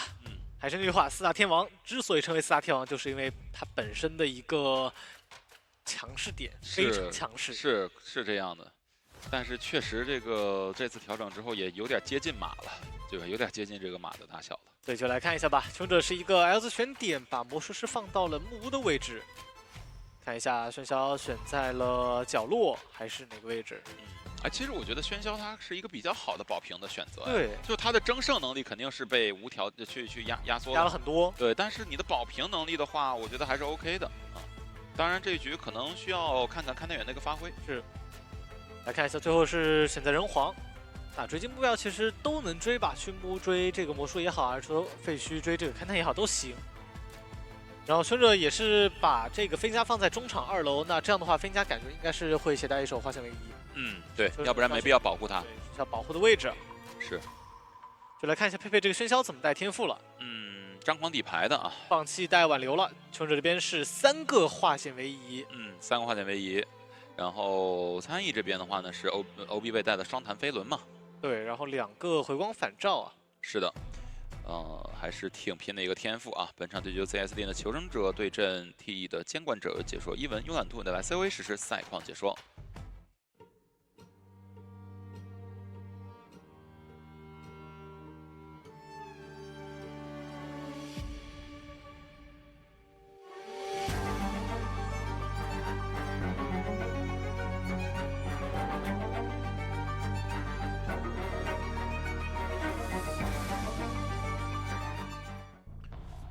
好的，进入比赛画面啊，直接往木屋方向走啊！这个魔术师上来扛压，感觉2支队伍的魔术师好像都要扛压力啊。对的。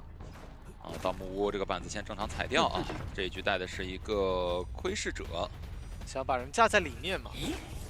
但第一个双惊喜稍微有点歪。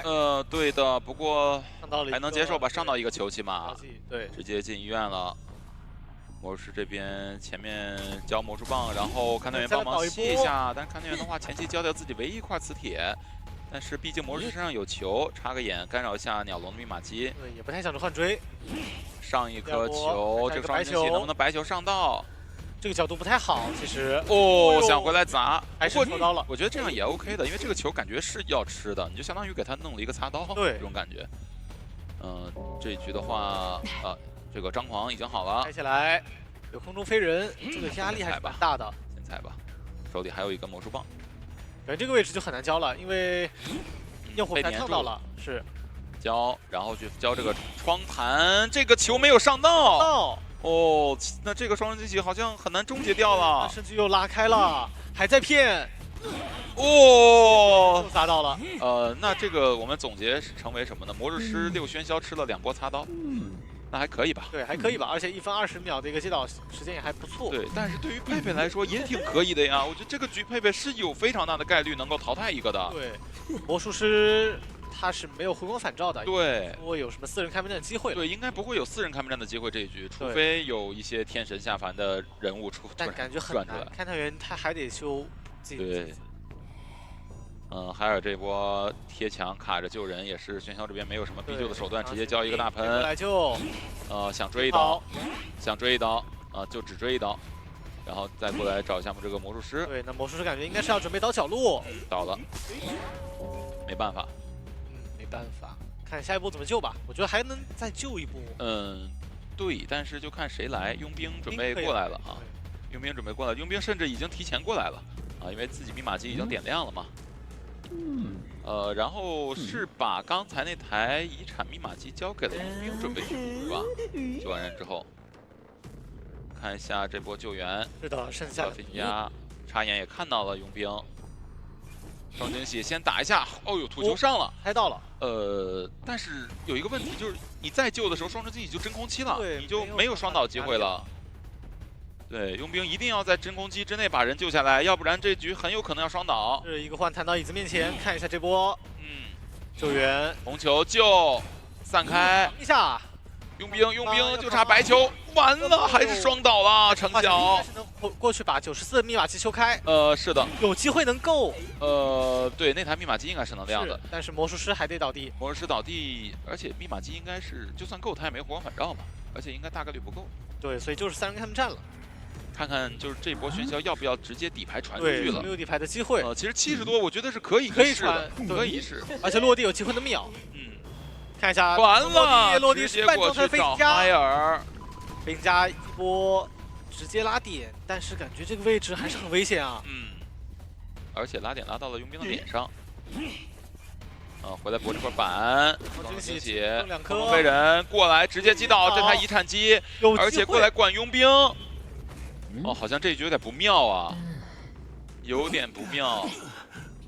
遗产机现在没人修，参议必须要过来救援，得等飞行家自愈去修这台密码机，而且勘探员他不一定好救，外围有可能拦截。这个距离还是比较远的，甚至说佩佩可以把人牵到椅子面前，有这个时间差的。但看一下现在的话好像就有点晚了，勘探员已经下来了。过来，然后海尔这边自愈马上好了，自愈准备去修密码机。但海尔起来我可以追海尔啊。起来了，看看怎么说。去修密码机，然后这边参议，你看这个慢慢接近的这个走位啊，非常不错。那佩佩这边找不到人，只能过来先追海尔。另一边也先卡板救下来。对，想把海尔秒在遗产机。那海尔手里还有喷气背包。但是也很难带走吧？红球，而且又回去了，现在。对，还得倒在遗产机旁边。另外一侧已经起新机了，往木屋方向起，没过板，还在抽。在尝试博弈，但是差白球啊！白球，哦呦，好走位，好走位，好走位，还在努力，海尔挑了，没招了，赶紧了，真的已经很不错了。是，这边的话，其实你看他们已经安排好了，参议这边去修新机，然后佣兵偷偷摸摸的绕了一大圈，到了大门那边准备来救人。对佩来讲，这个耳鸣是很难排得到的。脸上排一圈没有，要回头再去找耳鸣起来，并且双惊喜已经定到了，知道了。看一下，有点危险啊！现在密码机还不够，这里这个护腕的位置其实也没办法立马弹到椅子旁边，对，得走一段距离，有身位压力。另一边飞侠马上过半，这一刀没打着，还是哎呦，5伤了，但是密码机还不够，马上压好，压好了，可以救了。给到一刀，但是不着急。双惊喜也交掉了，直接砸亮了，因为没有挽留。对的，3人开门战还是打起来了。双惊喜没命中，不过海尔要撑一会儿，因为他没有自愈了，佩佩可能不会挂他了。对，我这边偷起一个砸板，时间还在拖，另一边的门已经接近50。小门再点，又砸一个板，海尔。这刀翻过去了，那感觉这局应该是平了。佩佩现在有点着急了。对，不过海尔这波想走那个踢墙地窖也比较难，有点太远了。给到一刀过去，惊喜在命中，这个位置没办法了，没办法了，这个地方要倒了，很难走了。再上一颗白，就差一颗红了。可惜地窖不在这儿，只能说地窖在这儿，我觉得真有机会走了。是。但是海尔这边牵制数据也拉满了，过去红球没招了，国际岛，但是保平了呀这一局。我觉得保平对于 CS 来讲真的是非常不错的一个成绩了，非常非常不错，他们的反应太快了。哇，这一局我觉得可说的点实在是太多了，对吧？首先倒遗产之后第一时间不慌，虽然说2个人双倒，但是的话，你看，参议他第一时间是贴过来，而且他是偷偷摸摸的贴过来，没有给状态。救完人之后立刻兵分2路，一个人满状态人去修新机，半状态人绕一大圈地图去大门一个意想不到的角落，准备来一波救援。是，而且与此同时的话呢，海尔作为一个没道具、没自愈的飞行家，还扛住了双重惊喜的一波压力。这双重惊喜愣是那一波2波双惊喜拉完之后全躲了，然后倒在椅子边，没招了，然后再开门战又砸了2个头，真的可以说他们的战术执行非常完美，完美，真的只能说是完美了。这个确实是没有什么就是问题可以给我们这些上帝视角的大家去挑剔的啊。现在这个问题来了，保平虽然说对于佩佩来说是赛前的一个预期啊，因为这张地图比较难打，然后喧嚣的上限现在又不高嘛，但是毕竟有多抓的机会，对，有风险，就是很难受。那现在下半场，如果说双方换边，对，把 ZS 领先管者上场拿到一个3抓，可能就2比0，对，要抬走这但队了。是大家啊，真的要奔着3跑去打。就对于ZS 对于这个 TE 来讲，你不在这张地图3跑，你在其他地图你更难3跑，是对吧？对方是一个双监管的一个轮换体系，然后后手的话呢，还有低保，手里攥着一大堆可以保平的监管者。如果你这一局不拿到优势，那么可能下一局对 TE 来讲是更有风险的。是的，让我们来看一下赛后数据。这一把海尔是破了177，然后在命中3次，救人1次，牵制了111秒。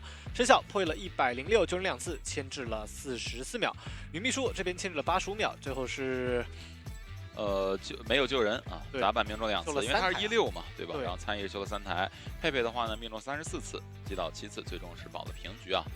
这局的话，对于佩佩来讲，其实有点可惜，但是也能接受吧。主要也是对手这个战术性确实太完美了。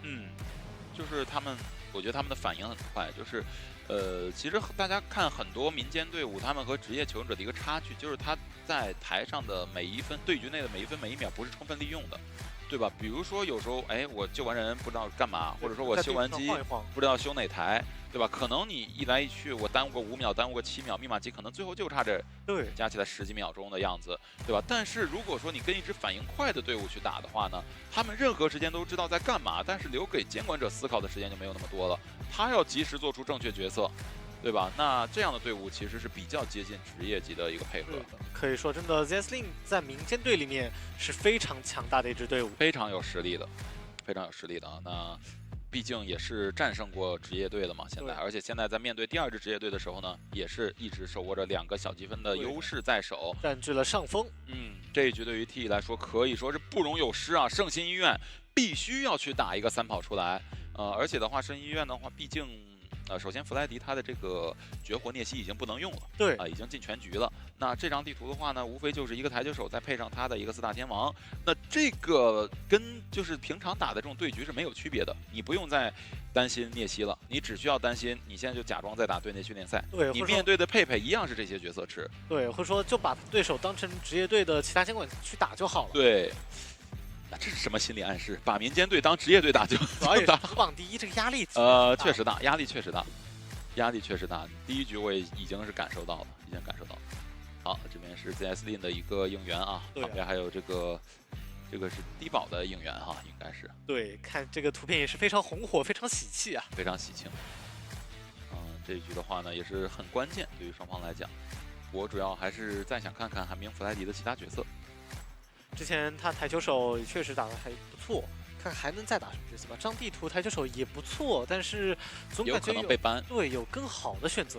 对，就看 TE 这边选择ban啥吧。因为如果打台球手的话呢，保平不难，但是多跑还是有点难度的啊。因为台球手它跟你地图的关系，不跟你地图的这个板窗交互没什么关系，跟你地图这个大小是有很大关系的，对吧？我用4个集邮点和用2个集邮点赶路这是不一样的。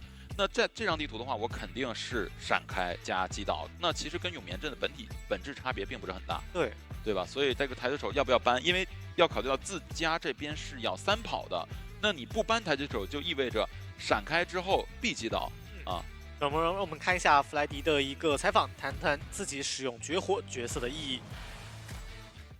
想带自己的绝活打上总冠军，打个冠军皮回来，尝试一下。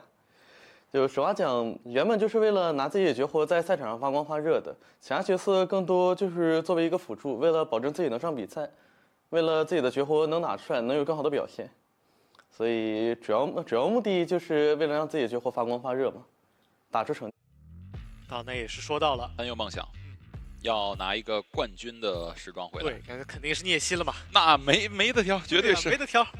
人家也这个说了是吧？我练其他角色是为了自己能够上比赛，为我的主角色分担压力，对吧？因为我如果说只有手绝活聂西，我就放心大胆的选纯克制聂西的，我知道其他角色出现都不行。对。但正是因为他除了聂西之外，还有4大天王，还有台球手，那对手在 BP 的时候就会想着韩明弗莱迪会不会突然他就不打聂西了，给我来一套是吧？来看一下，上来先把医生加上古董直接ban掉。看看圣心医院不能出现医生，对，好、也不能出现台球手。OK， 没了。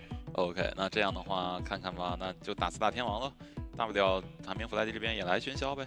很考验寒冰弗莱迪的一个决策池，上来也是弓箭手，再加上木偶师。哇，感觉现在这个 BP 回到 TE 舒适区了呀，感觉回到 TE 舒适区了。你这样的话，又防羊，又防这个喧嚣，对，熟悉的感觉回来了。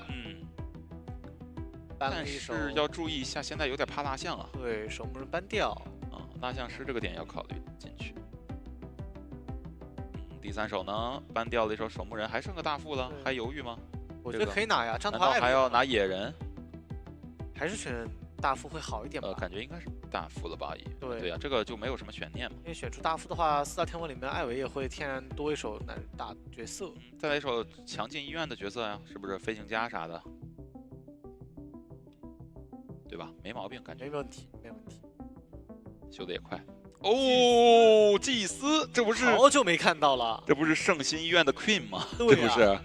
哦，那挺好啊，那这套阵容还是挺有配合的。这么一看，你还真别说，要位移辅助有位移辅助，然后要 OB 有 OB。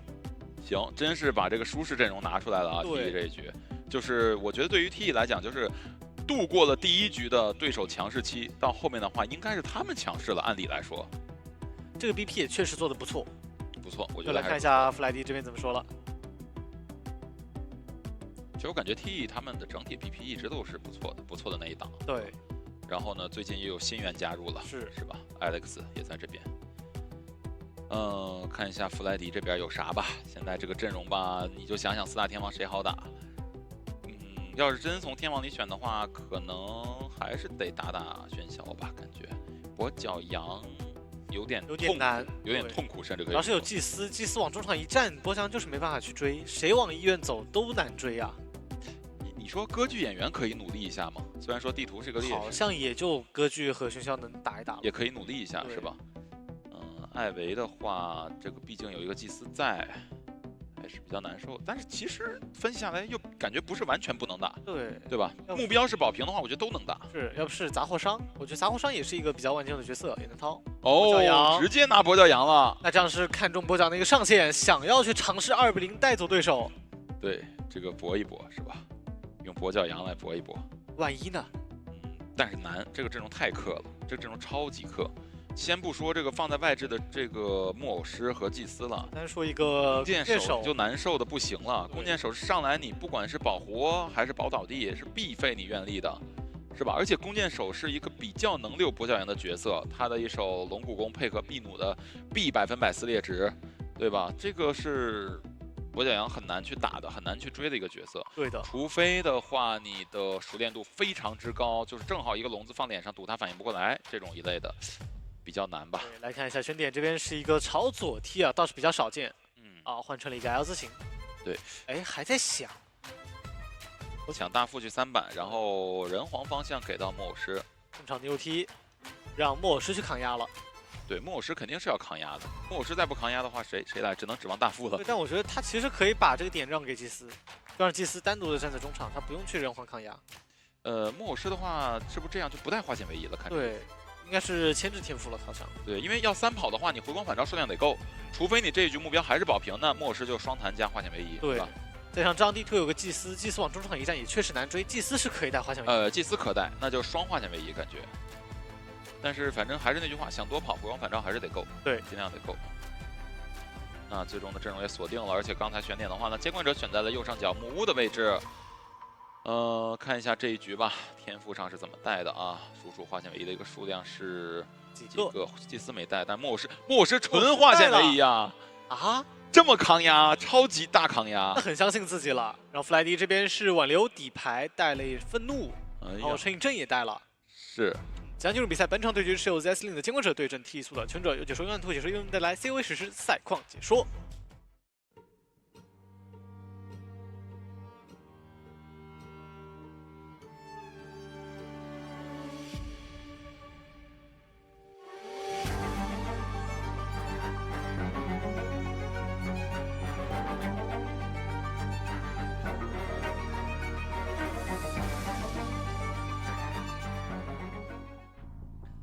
好，好，进入比赛画面，看一下弗莱迪这边能追击目标，放到右手吗？赌对了吗？这个化险为夷，哎，好像真不追他。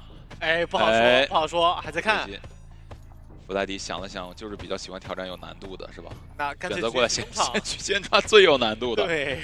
OK。那估计也是想着这手祭司会带化险为夷。你这个判断是不错的。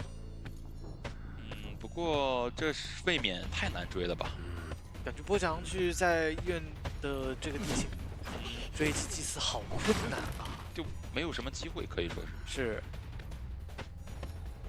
打上下洞，院地可快满了啊！得交笼子了吧？这个位置交笼子，但是跟上楼，再打一个洞。哎呦，打断了！哦，神坠这一波出现了一个医院里牵制点位上的一个失误。那看一下这个位置，手里还有个飞轮效应。哎，落地刀，不会还有地下室吧？啊，没有没有，还好。但是秒挂也不是啥好事啊！对啊，猫姐姐要被干扰到。算了，走，打扰了，我认错了，不好意思，以为是大副呢。对，结果没想到是您啊！哎呀，这事儿闹的。哎，早说我不就不过去了吗？是啊，还能让我早点挂呢。是呢。好，那现在大副准备过来救了啊！这回真正的大副要来了。哦，祭司这一局牵制确实失误蛮大的啊！我觉得预期是40秒之后。对。啊，真的不夸张。一个落地刀，一个打洞。感觉真的要打起来的话，这把其实对熊来讲还是有压力啊。有压力啊！这个击倒节奏太有压力了。分辨一下，回头要找李宝，但是真大副。拆龙了，不追了。手里有闪啊，看一下神坠这个位置怎么打动。他想打一个比较长的笼子，想直接打出去，哎，但回头有点卡住位置。哎呦，飞轮补住，还得再回头。哎呦，笼子就差1秒钟啊！猫来了。刚才是打扰一下，但是现在得还一个笼子了，也打扰一下了。来不及了，哎呀，拆笼拆到一半走了，因为他用笼子的位移盲源卡一卡。这局说实话想多跑已经是几乎是没有什么机会了，就看看能不能稳健保平吧。对，因为其实他针对这个弓箭手就只需要用一个笼子就好了。但你看这把求生者已经2名过来去救援了，没什么密码机破位的速度啊。打木偶师一刀，然后猫猫这边补一个140列值，然后让神坠过去进医院。看一下这个笼子能击倒吗？90有闪现。哎，他担心自己闪现出去被晕，我感觉太敢闪。哎呦，被闪了。这你说有啥问题？其实就是16的时候没逼闪，你后面的话根本没有那么大的一个容错。是的，这位置猫猫，哎，这好像能跟啊，能跟啊！机会看一下能命中吗？有距离的。哎，呦不行，想被挡住了。哇，祭司手里还有一个洞，好痛苦，真的好痛苦。但另一边把大副状态调起来也还行，其实对于纯真来讲还有机会能打拉扯。 3个密码级钢链，还差2整台，然后现在已经是2阶跛脚羊，不过好在是没技能。愿力慢慢还在攒，看一下弗莱迪想判断这个猫猫究竟的位置在哪儿。慢翻出去了，然后楼上还有一个大副，远处的话有梦露，想过来逼大副的表吗？感觉应该是没办法了，得追一追了，愿力马上就要满了。是。哦，这个点位上来，这个表应该不交了，不交了，拿刀了。跟下去。这样看起来，感觉弗莱迪好像并没有受到地形太多的一个限制啊。没有受到什么限制，真是没有受到什么限制。对，这个位置还不交表吗？还有危险。哎呦，完了，又到了最会蒙大副位置的人。对。 啊！跟得很紧，咬得很死啊！还好是一个半刀，只能说是哎，没打到。不是，大副本来就是3/4，对，本来4/4没打到啊。再博弈看一下，最后一块表已交出来了，位置很差，大空地可能要倒地。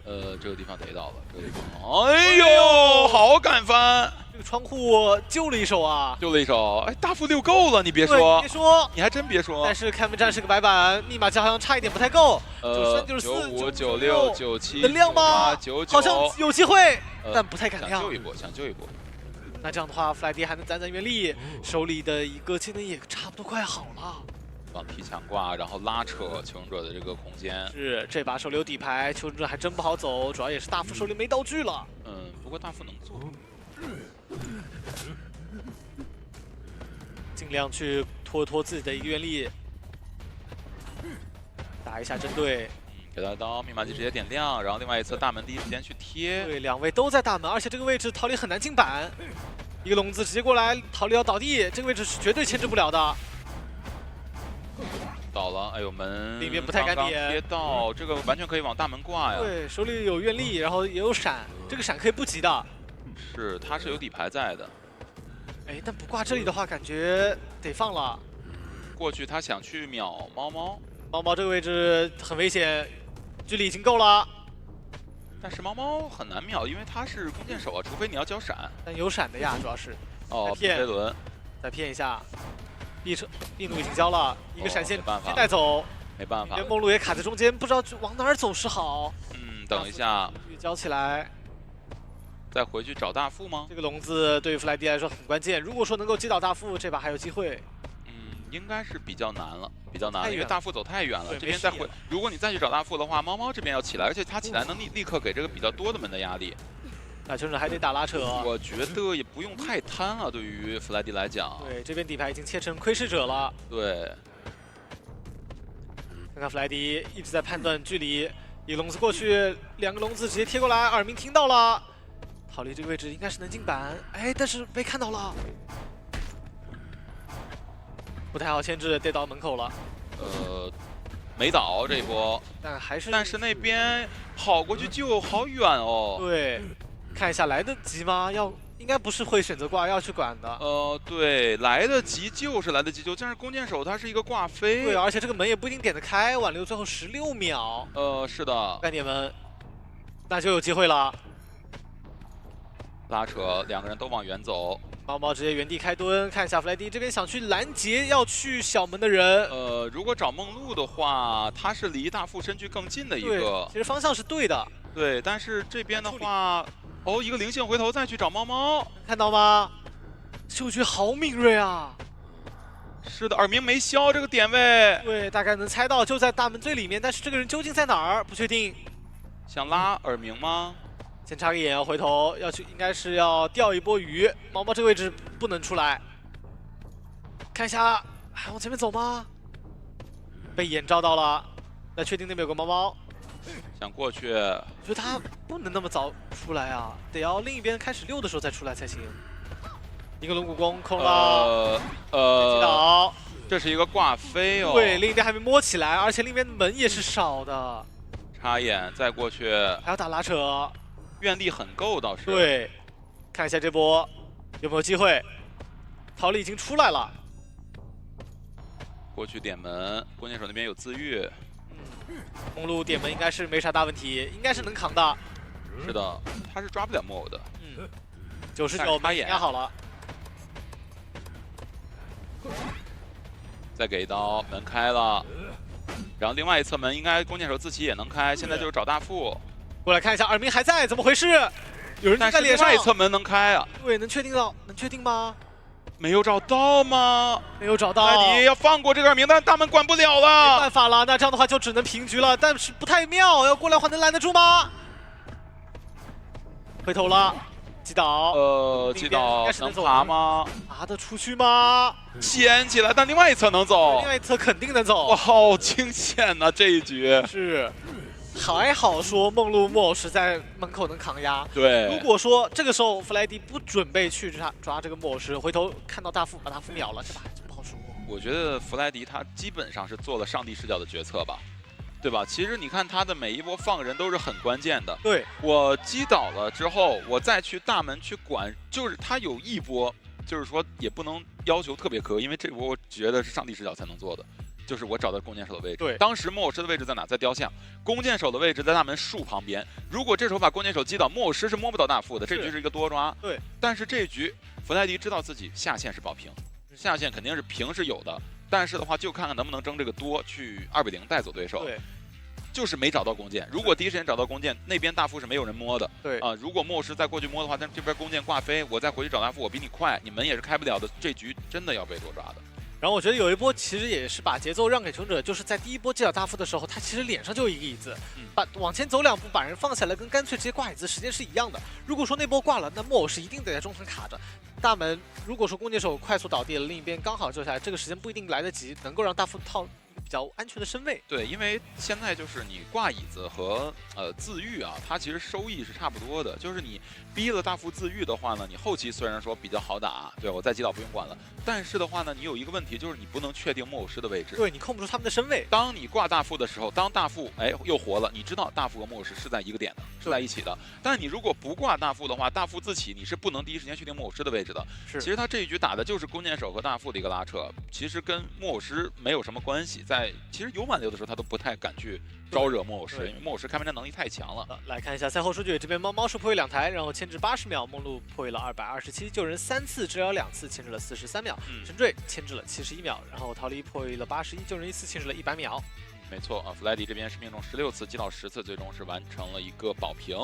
这一局的话呢，还是前期牵制的不够，对吧？而且没有逼的闪。是，如果说这一局逼的闪，其实这一局对于球人来说是有机会去争多的啊。只要16的话再做得好一点，对吧？你在医院里，说实话，你作为一个祭司，给一个打断的洞，再给一个落地刀，这个是非常不应该的。然后对于弗莱迪来讲，其实也有机会能够去争这个多抓嘛，就是开门战的一波击倒之后，如果能把这个木偶师调出来，一定是最好的。对啊，当然如果是要能排到弓箭，那也更好了，对吧？他要真的在大门那个点排到弓箭的话，真的这局绝对是一个多抓。对，所以不管怎么看，就这一局看起来吧，双方真的都是你来我往，大家实力非常均衡，没有说哪边是非常明显劣势。对，不过我觉得对于 T 来说也是一个好消息吧，能够缓一口气啊，能够缓一口气。对于 T 来讲，第2局其实按理说应该轮到他们的一个强势期了，但是还是起码说是把这个比分没有再扩大。那就接下来准备看一下我们第3回合吧。第3回合的话 ，T 速毕竟是 BO3 嘛，而且之前也是一个5比3的一个比分优势，并不是特别大，看看能不能争回来吧。那么精彩回放已经准备就绪，让我们一起来看一下吧。我半吸了，我去补废墟了。哎，我在这。对，就那2个点。帮小门收拾还不行，我帮你。我的接，我的位置接。1、6、5、哎，等金身的。小心啊，大夫！他抓他，救我！可能会。弹幕。眼消了。我开加速。要死了！哇！走吗？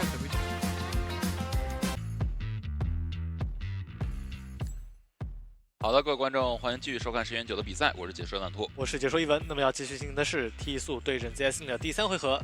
第1回合 T 速是稍稍弱到了一个落后3比5，对，然后第2局4比4。刚才看这个集锦的时候还在想，好像差点3跑哎，弓箭手爬出去3跑了，爬出去的，对，弓箭手爬出去就3跑了，哎呀，就对于 T 来讲也是有点可惜啊，这么一想，就是对于这个 ZS 令来讲，弗莱迪差点多抓，挺可惜的。但是对于 T 来讲，差点把这个比分追平啊！这种局面，所以说嘛，2支队伍真的实力差不多，真的非常接近。那么就来看一下第3回合，接下来的话又是 T 速这边去进行选图。没错啊 ，T 这边选图，然后应该是在4店这边让自己的求生者去先上抗压啊，大概是这样的。那对于在4店来讲，就是第3局还会不会有一个监管者上面的轮换？包括求生者的话，因为刚才是有一个救人位的一个轮换嘛，呱呱和这个程晓之间进行一个轮换，感觉会不会还有一次的要不要换？因为救人位的话呢，他其实谁来也差不多，而且2位选手的话表现也都不错。是的。然后就要看一下这边地图也会选择什么样的地图吧。对于 T 速来讲啊，第3回合无疑是他们的一个发挥主场。对，真得是他们发挥了，因为他们再不发挥的话，在第3回合你要是说还是追不上这个2分的小积分的话，那真的是要被带走了。对的，如果说他们也能把这个5比3翻回来的话，就有还有加赛。哎呀，很陌生的名字。哎，陌生的，你说这事儿闹的，很陌生的名字。确实5比3这个比分是比较微妙的啊，就是需要可能求生者或者监管者站出来。不过往往监管者站出来的话是一个4啊，就直接完成一个4抓。那求生者站出来的话，大部分我们说的一个3跑的情况是都差不多。当这张地图的话呢，对于 T 来讲，选择让自己方比较打得舒服的地图，要不要对拼一手角色池？比如说我们可以把这个唐人街拿出来，对，或者说月亮河，我跟你拼角色池。再来看一下这边 ZS 令选择搬掉了胡景村，但是选择了不归林。那这张地图的话，格局还是不算特别好打。对。那有一手蜡像可能。这张地图，鱼女是不是也还不错，也还行，但是它有一个高低差，有很多高低差，对吧？反正可选角色肯定是非常多的。对，然后杂货商其实也蛮不错的。对，也可以一试。不过这张地图的话，我觉得 ZS 令肯定是当做主场图来练的，因为他们确实聂西这张地图很强嘛，他们肯定要练很多次这张地图，对，自己能选出来。所以，选到这张地图的话呢，可能也是要照顾一下 T 这边的一个监管者，让监管者这边能不能打开局面。如果你还一个3还一个4的话，求生者这边就非常轻松。对，我们也可以玩入殓师啥的嘛，对吧？都可以。看一下佩佩这个局的表现吧，他现在用的角色只是喧嚣以及一手台球手。那么4大天王至少还能再拿一个，对的，艾维格局。包括这个跛脚羊应该是要被ban的，这张地图肯定要是被ban的。呱呱这边又回来了这边的一个轮换感觉应该是他们救人位擅长什么地图就上什么，还真是有可能，对吧？这个队伍的定位如此之细致啊。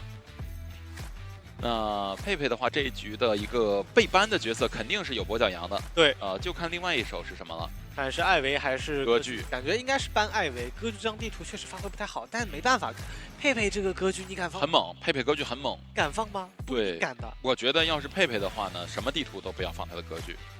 你就让他打艾维。对，地图是一回事，熟练度又肯定是另一回事了。对，而且你搬歌剧打艾维的话呢，你还可以顺便，就是你一般打艾维的阵容都比较稳，打其他角色也没有关系。比如说我选一个回状态的，选一个什么火灾调查员是吧？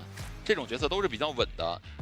但是你打歌剧的话呢，还是要选那种比较能溜的。是的然后修的速度还不能慢。其实从 BP 上来讲，你做歌剧 BP 就不是很好做。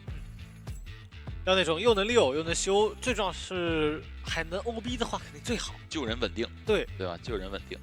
这边是我们观众许愿想要一个 Alex 的神级镜头这个镜头有没有可以满足一下呢？是的，我们教练神级镜头切的比较少你这个，哎呀，可以还是我们这边许愿是很灵的许愿还是很灵的。就是前一段时间基本上要谁的镜头都能，要啥都能这种。但是前2天有一个观众许愿说要一个什么西式时装这个事儿这个就可能会比较，这个只能说是回家等消息吧回家等消息吧至于这个消息什么时候给就不好说了，再说吧。反正这个镜头这一块的话，大家是没有让大家失望过没有让大家失望过。确实T 这边的话也是有新人，然后有新人教练，对吧？都是欣欣向荣的这种景象吧。而且对于他们来讲其实也算是非常稳定的一支队伍。其实 T 他过往的深渊成绩还是不错的，深渊成绩还是不错的。到了深渊的话，可能是他们队伍整个的一个强势期。对，而且现在的话，面对其实 T 也是整个 B 组来说第一张门票的非常有力的竞争者嘛。好，这边的话呢是有一个低保的一个应援，然后后面还有艾丽的应援。是的，是的。好的，我们来看一下这一局的一个 BP。到了第3回合上半场，对，第3回合打玩具商搬了，确实是尊重这张地图。这张地图玩具商实在是太能够，是很厉害，是很厉害。然后确实没有什么悬念，但你的追击强点都给你按掉。想想看，医生这个角色是放出来了。可以拿呀，对完全可以拿。第3回合无疑是求生者可以去争分的一个时间点。入殓师，求稳，主打对于自家监管者的相信。对，但逃脱大师跟入殓师这个配合一定要配合起来想起了一些不太愉快的古井村往事。是。好，没事儿，这个已经出现过一次，就不会再有第2次了，对吧？因为大家都会引以为戒。对。好，幻灯师给ban掉了，但是还是没有ban掉医生头上，看医生还要不要拿？不过这个阵容主打稳健的话，是不是感觉不拿了？可以不拿，如果拿医生的话，感觉太好追了。对，拿病患就是这种特别稳的，上来你就觉得这种角色他不会秒倒的，而且也能利用张地图的一个频繁的高低差嘛，也还不错。好，最后一手ban位，看最后一手了。最后一手的话，应该还是要选一个常规的牵制位要不要补一个点控空军呢？我觉得空军也不错，这张地图也能打一个上下高低差的枪。搬了一个修机位。也是。这张地图原来幸运儿也不错，现在的话，因为星儿有一个下调啊，所以用的比较少了。或者说你要补一手像心理这样的一个位置也行，但哇哦，球手，我想操作好帅了，应该拿1升的呀。对呀，对呀。击球手直接启动，那这就很有意思了。怎么说呢？击球手是谁来啊？看一下。参议这边是打的入殓师，击球手的话呢给到了雨秘书来打，然后海尔这边是病患，呱呱的话呢依旧是我觉得可能呱呱的角色池多一手逃脱大师，对吧？咱们从这个选手上面分析的话，那看看佩佩怎么选吧。这样的一个阵容，感觉对于佩佩来讲，鱼女是不是可以往上走一走了？杂货感觉没那么舒服了。其实我觉得可以一试。因为你这张地图，其实打艾维也行，你 OB 位还是艾维也不错，不好发挥，而且能打断。但是艾维的话，就可能要考虑这手逃脱大师以及入殓师了，感觉也一般。追病患好像也还 OK 吧。再加上佩佩他们现在其实还是个比分劣势嘛。对，大家想想看有没有什么角色能争胜。来吧，佩佩，这张地图蜡像也是可以考虑的。对，鱼女来了，大陆赛区的第一场鱼女终于今天让我们俩赶上了。哎呀，太好了！今天这比赛又是聂曦又是鱼女的，这是啊，这什么好事都让我碰见了，是吧？那既然来都来了，看看能不能再翻个5比3，怎么说啊？这个当然加赛也是好事，对吧？对，就是这么精彩的比赛，肯定大家都是想多看看的。但是主要考虑到后边还是有比赛的，是吧？也不想耽误大家去参加选手，对我怕他们等太久但是也不好说，因为5比3这个比分吧，确实挺暧昧的。对。鱼女的话呢，她的反正就是调整之后啊，我在排位里几乎就无法战胜我，因为我就形成一个习惯，就是我觉得鱼女收完叉之后就不能再冲了但现在她然后我就转点了，我一出来，然后她突然一个冲刺又过来了，惊波，哎呀，这个看看选手们熟悉的怎么样啊？因为他们的话呢，训练资源肯定不会说更多的倾斜于鱼女，对，所以可能也是相对来说比较陌生。就来看一下吧。然后鱼女下版本跟其实原来版本天赋还是差不多，应该也是挽留张狂走一条线。就看九九这边化险为夷有几个。佩佩的话，鱼女不知道她还会在就是鱼女这个角色上倾注多少的一个训练的精力啊。但是既然敢拿出来，肯定是有非常高的一个自信和熟练度的。而且想看原来打鱼女打那么多，这个肌肉记忆啊，肯定还会一直保持着呢。对，就来看一下吧。好，张狂挽留，然后有一个快签啊。这边是2个化险为夷，然后双弹飞轮的入殓师，以及击球手，是的，2个化险为夷。而且不过逃脱大师救鱼女，我觉得还是 OK 的，能救，毕竟是第1刀免疫嘛。对。好的，那么本场对决由 TE 的监管者对阵 ZS Lin 的求生者解说伊文、慵懒兔本带来 COA 实时赛况解说。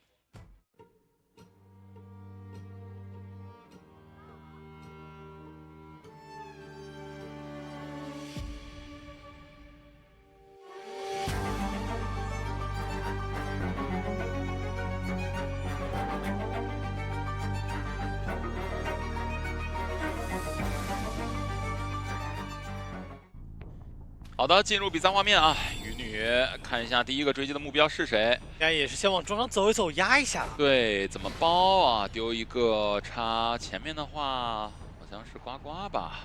呱呱逃脱大师上来首追吗？到要追救人位吗？追逃脱大师在迷烟炉里边穿梭，那感觉这个位置离板区比较远，被动得交了。但是有一个加速，对，有一波加速。交了，被动抽出来了，抽到了这一刀。不过这个叉的话呢，丢得有点近啊。我想看啊，主要是这一把前期的做法感觉还不错，是。再加上又到了这边的一个病患的脸上，那可能对于求生者来讲，他们的一个密码机节奏不会特别快。对，因为还要干扰嘛，而且的话，你看逃脱大师其实他吃第1刀还是挺快的，第一个抽刀把自己的一个被动给打出来了嘛。而且追逃脱大师的话呢，你会发现场上最稳的救人位已经没了，对吧？如果说逃脱大师这边扛不住一个追击压力的话呢，那后续的话很可能鱼女现在手椅也是还蛮厉害的，对，蛮厉害的。是的，而且你想看6到病患脸上，甚至说这个时候鱼女可以我直接不追逃脱大师了，我直接换追，对吧？换追病患，那这样的话你下一波哪怕逃脱大师要来救人，也不一定能够从我手上救人下来。确实。好的，那我们来继续看一下这场比赛吧。来看一下佩佩接下来会进行什么样的追击。海尔这边放一下祭司，那应该还是要去追这边的逃脱大师啊。对，又放了自己的一个第2个迷烟炉。哎呦，这波是包到了，里面去了。是，水汽涨得很快。对你包我也包，是吧？对，而且本体走的一个位置也是比较空旷的。是的。下一波还要再进圈。这刀没有抽到啊，有一个进出圈的加速。危险，这个位置也不好往外转。前面的话好像有点不太好溜了。丁波抢身距了。丁波抢身距，来得及吗？这个位置。但是他也没有弹射呀，感觉是要倒地了。地方要倒了，而且闪现，哎呀，急救手来了，还行，急救手这边还得再帮忙。这样的话，再来一个爆发球，还得再收插，接着追。是的，不过他跳过去了，可以从另外一侧绕他。金波再跟上，对，因为求生者体力不支持连续跳2次嘛。闪现交了，那急救手过来帮忙，位置还不错，天才板走才行。是的，封一下这个区域啊。收插，那这样的话，机会得98、99，摸一下有机会吗？哎呦，就差一点点啊。99吗？来不来一支穿云箭来一下？有飞轮，哇！直接击倒，这狙击手啊，这是！这一插直接打碎这击球手的先知梦啊！我的天哪，击球手的 OB 梦也没有了。对啊！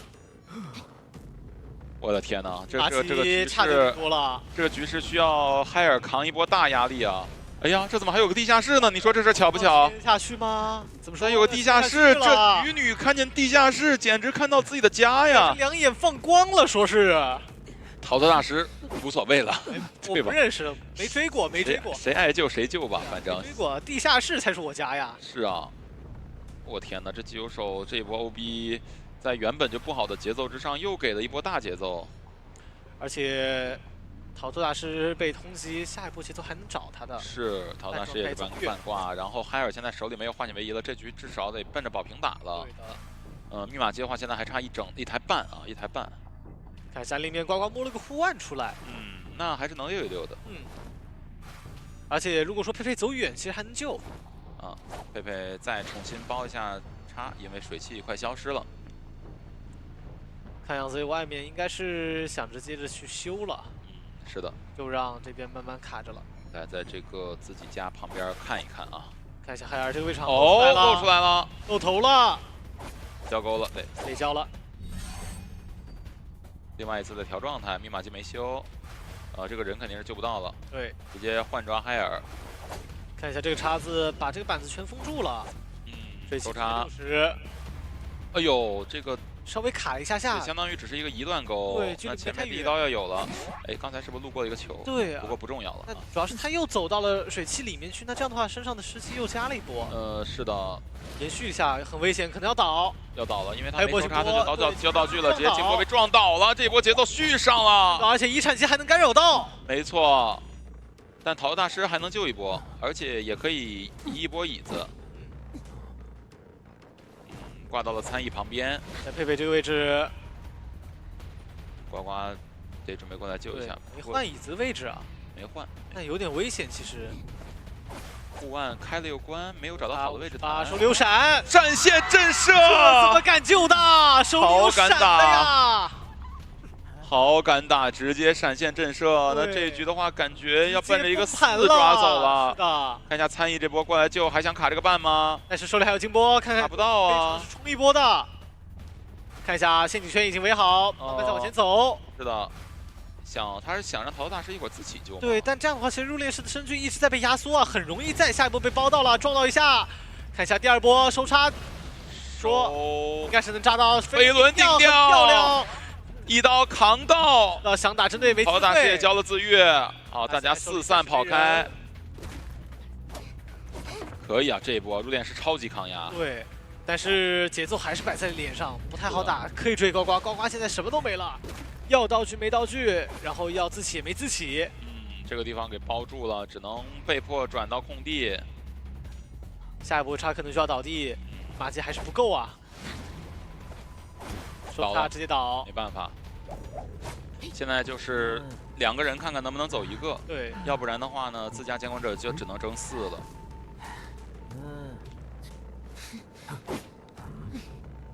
但现在拉扯也不太够啊。你要说道具的话，也只有入殓师的一个灵柩才能用。是，其他的话真的差的蛮多的。而且病患他是一个挂飞，桃子大师现在也是一个挂飞状态。哎，不是，这不能过来救啊！得走了吧？有一个锁椅子呀。对呀，那这样的话把自己放到一个很危险的地方了。关键海尔是挂飞啊。对啊，手里没飞轮，怎么想都救不下来。想博弈这个板子吗？但是佩佩不会过的呀。对，肯定没机会了。海尔是一个挂飞，让桃子大师怎么说？桃子大师没有人去救了，然后就看看这一波，只要记住不挂海尔就可以了。对，跟入殓师的这个拉扯要怎么打？看一下了。就剩2个人了，我们的推理周目也是启动了，还是非常困难的。这局对于佩佩来讲，我追入殓师不着急，甚至说可以等病患起来之后再回去打一波击倒。看这个推理周目怎么说了？病患第一波的话还是得，不是这个病患，是入殓师第一波的话还是得反。他不反的话，可能回去再击倒病患就没机会反了。对，这不太够的。看一下这个位置可能要收插倒了。这地方有个小平台，得反吧？得反。不反，但是如果。但是佩佩他也不挂，他不挂的话就过去再找一下海尔，然后等海尔倒地，他下一波倒地他再反，然后就看看海尔能不能就是因为我们有一个推理周目，能不能就是倒地淘汰，然后自己走一个地窖这样子，那感觉海尔应该也是不会出去了，因为地窖就在另一边入殓那边脸上。对，海尔的话灵柩好像和地窖已经放在一起了吧？合了。对。他肯定击倒海尔也不会挂的嘛，顶多就是回去再击倒入殓，然后让你反一波再击倒入殓。是，而且这波感觉佩佩应该是有意想神闪，直接过板击倒。病患现在倒地淘汰进度才不到一半。对，入殓师很难走啊，特别难走。入殓师这次击倒是真的得反了，得反了，真得反，能反了。地窖是在中场4合的位置。但前面这位参议好像看到了吧？应该是看到了，乌鸦也飞起来了。是的。这现在躲来不及了，有点。这个位置可以考虑直接闪，骗了一下，飞轮已经骗掉了。其实我觉得这个飞轮可以等反胜之后再用，对吧？现在提前交的话会有点太早，而且对于飞来讲，现在这整块区域都可以为一个水起啊。是，等他一个无敌时间过了吧，反正就跟着，手里还有闪。对。另一边病患要淘汰还得再等个30-40秒，这很久啊。闪现击倒。那怎么说？倒在地窖口吧。看一下谁先倒。入殓师已经快撑不住了，只能先挂，然后病患也爬不过来。这样的话完成一个4抓，佩神真神了。这手鱼女确实海神下凡，拿到了一个非常不错的比分。那接下来就看一下 ZS 令他们能不能把这个4抓还回去了。如果说还回4抓，那就是ZS 令获胜。其他结果的话呢，都是体素这边 T 这边获胜。对的。那就看看，首先第一点就是 ZS 令这边监管者是不是还是一个轮换啊？是不是低保要上场去争这个4抓，还是说继续由弗莱迪来打？这张地图可能弗莱迪练的多一点啊，但是的话，他的角色池有点不太够用。对，会不会稍微受限一下？主要也是到了第3回合，求者班位算是比较多的了。对啊，这张地图好打的角色可能确实低保的角色池会更契合一些，比如说可以打大象，对吧？那蜘蛛也不错，蜘蛛也可以，然后邦邦也可以一试吧。只是说目标是一个4抓的话，确实是需要对手的求生者给一些机会，比如说这一局，击球手给机会了。对吧？这局的话呢，桃头大师也没有太溜得起来，而且中间主要还有一个地下室崩盘，然后后期的话呢，这病患速度又非常快，就是各种的鱼女的机会点、节奏点都被佩佩这边掌握了。再加上求生者这边也是没有算好这个闪现，救人救一波吃了个闪现震慑，那哎呦，确实就真没办法了，好伤，那一波还好伤。对，其实有时候不是说不知道他有闪，就在想他会不会这一波不敢闪。对吧？因为有时候这个距离的时候，求生者他自己会骗，他会摸一下，哎，我松手，你闪，然后打椅子啥的。但是就是有时候博弈这个事情，就是一念之间，就我觉得你不敢闪，但我觉得我敢闪，然后我就是一个优势。又震慑到了。对，其实可能是这种情况啊。而且鱼女出刀其实也快嘛，非常快，是的。不是说这个鱼女用稍微慢一点的这个出刀，然后换了自己的一个不丢叉冲刺的一个惊波嘛。对，但是鱼女的话，反正她的抬刀还是比较快的那一档嘛，还是比较难反应的。是，主要也是她动作确实幅度不算特别大，比较隐蔽。对，就右手先往前探。对，往前探一下，它相当于是一个没有前摇，对吧？不像这个，比如说红夫人，我抬手放下，是吧？声音就很烂。对，然后那个速散之魂也是小白这种，对，他是非常容易被就是求生者这边木压的，但是的话呢，鱼女就不是，包括像可能杂货商，包括歌剧，是吧？他都是出刀会比较隐蔽，就没有一个特别强的蓄力动作，就是没办法，人的反应有时候就是那么快，可能职业选手再快上个0.0几秒，这样子。但是的话呢，还是心里会提前做一个预设，就是我觉得你可能不太敢闪，对，或者说我干脆直接掏了，我就赌你不闪我。对，这可能他不能靠反应，他只能靠预判，对吧？只能靠预判，就是我觉得你不闪，但是你闪了，我也没招了。确实没有扛住这一波压力，但是的话呢，也没有什么办法，鱼女嘛。你有你的绝活聂西，我也有我的绝活鱼女，是吧？我在打职业之前，我的鱼女也是很有名的。再说了，谁的绝活还不是绝活了？对，而且鱼女的话，可能练的会更少，对吧？聂西的话，这个大家可能练习资源就是训练资源它不多，但是鱼女的话也很少啊。对啊，相比来讲，感觉还是聂西会多一点，因为排位里面碰到聂西肯定更概率高，对吧？只要你点开这个 PC 互动，聂西就真的全都稳上来了。负重训练说是，但是鱼女的话，真的其实现在榜前很少会打，很少会碰到。对，所以资源这边的话呢，弗莱迪下场休息，然后的话呢换上低保。低保现在是2个极端，是吧？你看上一局他上场的任务是留1个就赢，对，这场轮到他打，上场的任务是留4个就赢。对吧？来看一下低保的一个数据啊，上一场的话是拿蜘蛛淘汰了2名求生者啊，那个是在军工厂，局军击倒用时78.88秒，上去拿的蜘蛛嘛。低保这一局的话，是不是还可以玩个4大天王拿出来？可以考虑一下，对吧？因为你想4抓，你只能拿天王了，现在。因为蜘蛛的话，还是强度来看啊，没那么舒服。蜘蛛是非常容易保平的，他不怕打4人开麦战保平，但是你说他争多的能力也比较有限。毕竟蛛丝就那么多，你可能保平就花光你的全部积蓄，对，争3争4没你的手段了。花光全部积蓄，还要再花光这个幽闭恐惧的时间，可能闪现还得交。对。这张地图的话，我觉得比较强势的角色，他并不一定能够去争多啊。比如说，其实蜡像这张地图真的挺厉害的，但是他并不一定是一个能争多的角色。打货商也一样，都是比较偏保平的角色。对，所以说低保的话呢，能不能拿一点4大天王里的角色？当然现在前2局用的是这个有聂西，然后有一手跛脚羊嘛。现在4大天王还会搬2个，可能是歌剧和艾维。然后放喧嚣出来打。有台球手我觉得也会进搬。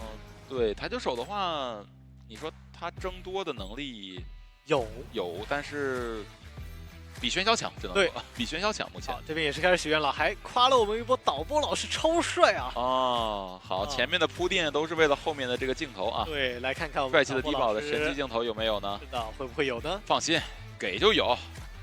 好，来了啊！我们看到低保了。主要是导播老师心想，你夸都夸了，再不给你不合适吧？是呢，可能这个现加一句话是吧？上面再加一个导播老师好帅，但是这话又说回来，你就不加这句话，他就不给你看吗？就是对吧？我们导播老师那向来都是实现别人的愿望，他是没有条件的。对，所以这个大家尽管许愿，好吧？来了线下肯定是让你们有所收获的。那对于低保来说的话呢，这一局的压力和上一局就是不可同日而语啦。肯定是2个极端啦。努力吧，想想看吧，有什么角色能打？主要是感觉对手阵容也不太会给你15点。低保的话，角色池比较多，还有鹿头其实。是，但你要想想看的话，对于T苏来讲，入殓师也还在。对吧？想多的话，确实是很难，因为其实我们把这个目标设置成拿5分的话呢，你会发现好像什么角色都有它的劣势，对吧？但是求生者这边的话，相对来说就比较简单了。其实上一局我觉得，ZSLIN 他们的求生者选的还是比较保守的，对吧？就是他们其实是特别不想把自己这个优势丢掉，但是鱼女还是偷袭了他们一手。我觉得在想那手击球手换掉会不会好一点？但不管怎么样，结局已经定下来了嘛，就让我们来看一下这把。低保上来直接把这个时候入殓师加上冒险家给你搬掉，不想找，再加上逼救，台球手和艾维这种偏控场型的4抓面大的就给你搬掉，然后喧嚣这种4抓面比较小的，还有你这个歌剧演员这张地图有点弱势的，你愿意玩你就玩。想看那医生我觉得可以掏啊，因为对手如果说要拿歌剧或者说要拿什么角色的话，医生其实蛮不错的，能抗压。医生可以选安全点。对，但是的话，毕竟如果考虑到格局，医生他单6格局还不是很强，对吧？最好还是选那种单6格局也挺强的。对，顺便能调点状态的，你说是吧？气象学家啊，这不就来了吗？而且地形也是配合。再搬一首啦啦队员，看看这边 T 接下来怎么选。这角色选的挺多的，杂技也还在，杂技也不差呀。确实。杂技演员的话，这张地图牵制能力也是比较好的。当然，幻灯师牵制能力也是不错的。OK。幻灯师其实还是有点拼反应的，对吧？他的这个人物投影，你要及时收回自己的本体啊。好，那最后一首角色的班位，可能还是牵制位吧，或者点控位，对，都行啥的。空军也行，空军感觉这个更稳了。是，空军又能做，然后又有一把枪，可能还能改变你的这个辅助特质。对，又能救又能溜。但是搬掉了飞行家，你看他搬的都是这种能去出包围圈的角色。对。但是他手里现在还有什么这样的角色呢？好像也没有了。他比较怕强转点。是。好像没有。你说杂货商吗？蜡像师？蜡像师也有可能。对。对。看一下古董商，哎呦，这第3回合还有古董商选。咋还有这好事呢？是吧？说明前面节约呀，前面节约省下来的。好，那这个阵容也锁定了啊。对，很稳啊，看上去很难去被4抓的一个阵容。古董商也选出来了，确实是比较难找角色去多抓了啊，比较难找角色去多抓了。低保的话呢，看看他的一个选择会是什么吧。4大天王里边就仅剩喧嚣和一个歌剧演员。你说这个地图你又，我觉得他肯定是不打歌剧的。他这个班位他肯定不是打歌剧的。对的。然后在此基础之上的话呢，就剩喧嚣。喧嚣打这个阵容，但是喧嚣现在上线确实不舒服，想争多抓比较难。对吧？想争4抓比较难吧，尤其是。而且幻灯师到处飞轮一带配合幻灯师，那不是更难受？确实，幻灯师我们最近见的好像双弹比较多，然后按理说他发挥上限的话要带飞轮嘛，自己牵制的时候，对吗？我可以是主动收我的这个人物投影，然后去飞轮抵伤害嘛。就来看一看吧。对于低保来讲啊，这一把必须要真的4抓，压力还是比较大的。是，看看他拿什么角色整，这个还是挺关键的。选择。全消了，怎么在想小麦的事儿？在想小麦，这大麦就直接出来了。就是这个整场比赛没有拿出杂技演员，你心里其实还是有些不满的，是吧？这不是看你平常可能就打我杂技比较多是吧？要不说咱俩是排位队友的。是啊。那反正喧嚣拿出来了，那这样的话呢，打这套阵容，可以追，但是喧嚣现在大家也知道，整体上限的不是很高，可能需要1波到2波双导。对啊。然后追击节奏不能太慢，是可能3个双重惊喜内吧，我觉得3个双重惊喜内击倒。是的，不过这个地图肯定是喧嚣优势图，这个没得说。就看一下双方选手的天赋了，感觉穷者这边化险为夷带的应该也会挺多的。对啊，这张地图到底是 ZS 能够翻盘，还是 T 这边继续守住职业的荣光啊？就来看一下吧，凶者这边是一个 L 字形的选点，绿河上下游各占1个啊。然后中场站1个，大防外站1个。对，选项来讲，选点也就只有1个大门、小门2个门能选了。追击目标的话，其实中场，你说这个守墓人要不要去试一试？我觉得完全可以试，非常可以试。守墓人首先他那个地方高低差少，其次我追你存在感给的多。对。再加上我还能闷个化险为夷，再加上你真的觉得其他人好追吗？其他人那个点位也不好追吧？守墓人好歹他就再能遁地，他也是个平地牵制啊，他也是个实实在在摆在你面前的角色。你要去高低差追古董，对吧？追幻灯，在这个你说这里边有这个会变戏法的，有这个练武术的，有这个控制天气的，对，然后旁边又站了一个只会遁地的，我觉得这个遁地的好像是最好抓，简单了是吧？对，而且最关键的是上面绿和上下游那2个角色还有高低差。1阶之前还挺难受的。对，再来看一下其他3位求生者都是一个千人天赋啊，然后这边2个化险为夷。张狂、挽留带快踩啊，天赋还是比较干净的啊。对的，快踩消耗的天赋会比较多一些。这个是喧嚣得带啊，这个角色不能不带。那么将进入比赛，本场对局是由 ZS 的监管者对阵 T 速的求生者，有解说、慵懒兔解说一为您带来 COA 实时赛况解说。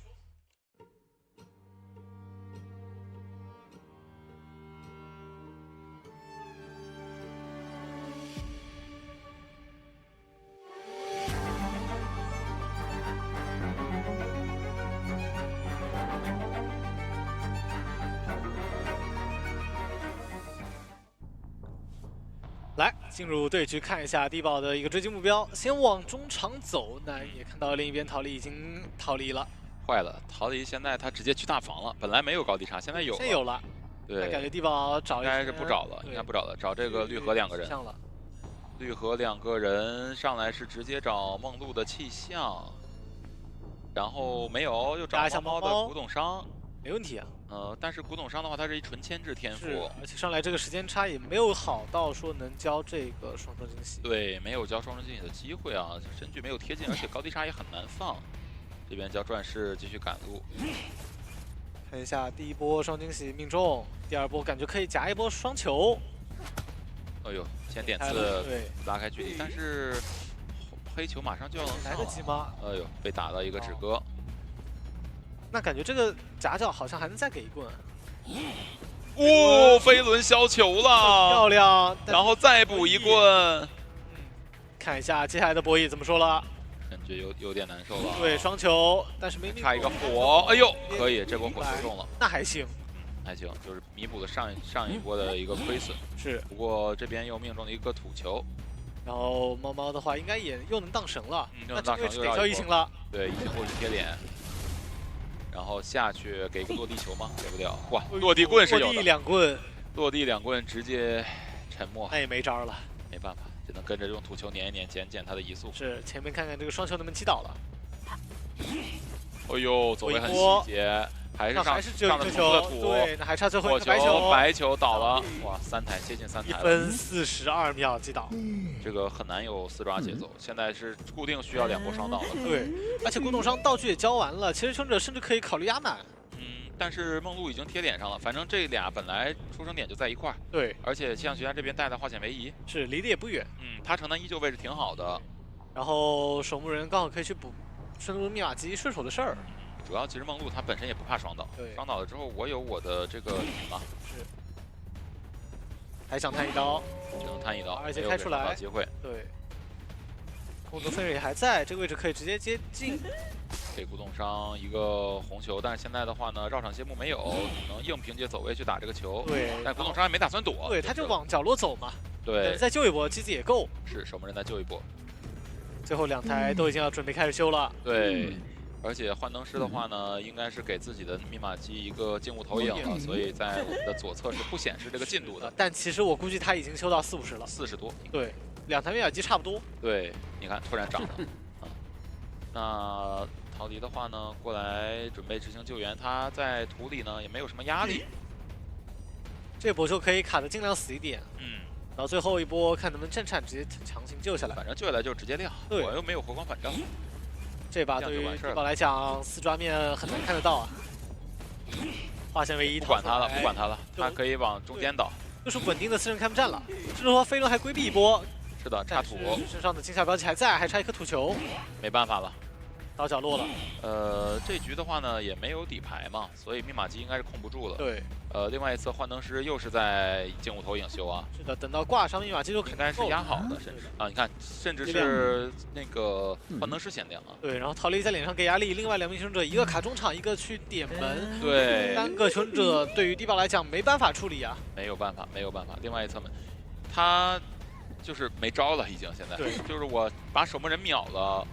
然后再移形，再秒2个才行，是很难，太难了，太难了，更别说这边陶离还秒不了。是的，另一边门已经点开了，那2个人走了，幻灯逃出庄园，这一局也就没办法了。是的，击倒的陶离，是的，保住一个平局，那也是要恭喜 T 拿下了胜利。对的。对他们来讲，再赢下一场就能够拿门票了。是的，已经进入到胜者组的决赛当中了啊！其实如果说这个队伍啊一直赢的话，其实就可以把比赛简单理解成8进4、4进2、2进1，打3连胜拿下门票。那 ZS-Lin 的话呢也没有关系，因为我觉得这么多场比赛看起来啊 ，ZS-Lin 他绝对是在民间队里边实力非常非常强的。对，数1数2的。我觉得他们面对其他任何不管是其他的民间队还是职业队来说的话，都是压力不大的，甚至说是啊，他们未来的这个道路还是比较光明的。是的，征程还是比较长的吧，就期待一下他们接下来的表现了。然后也再次恭喜 T 素啊，确实这把赢的还是非常漂亮的。是的啊，配神真神了，只能说这首鱼女啊，海神下凡了，这回是。对的，而且让大家知道，佩佩这个鱼女啊，熟练度还是没有掉，非常的厉害啊，大家要注意。是啊，然后这个新版本的鱼女也确实是有上限的，大家要小心。嗯，是的，是的，新版鱼女确实是比较有上限的，而且人家老版本玩的也挺好的。对呀，是吧？就是其他队伍会防范一下，尤其是TE 未来可能潜在的这个对手，是吧？因为胜者组决赛啊，是怎么说呢？赢的话直接拿门票，但是输的话呢，你相当于是你作为胜者组的这个队伍来说，你有2次拿门票的机会。对，你掉下去也是在败者组决赛，是还得再打一轮。对，所以机会还是非常大的，但是肯定是能先拿门票就先拿啊，给自己队伍争取更多的休息以及备战的一个时间，这样的话也会更加稳定。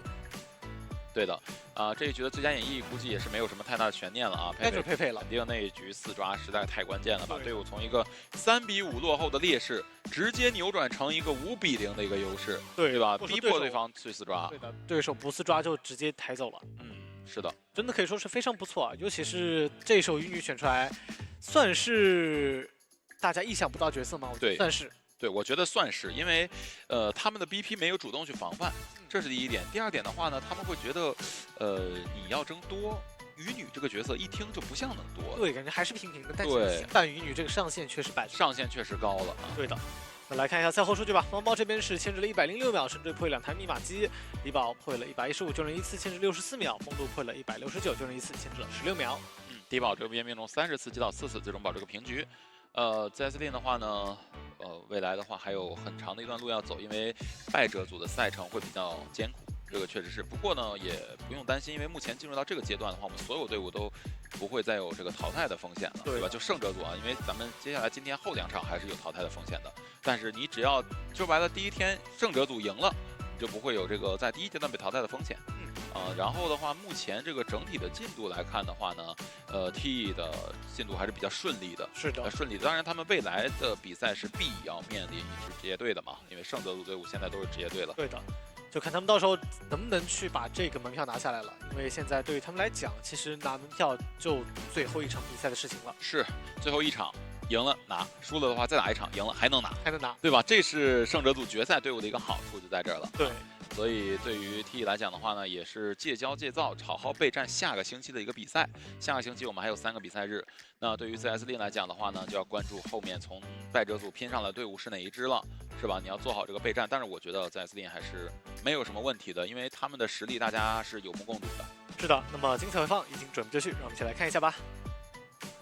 就只能在这，我只能在这个窗。行，你就能来吗？多深点，就是能来吗？好打。我就在这，闪我，弹你，还要弹你。哎，不行，就。再见。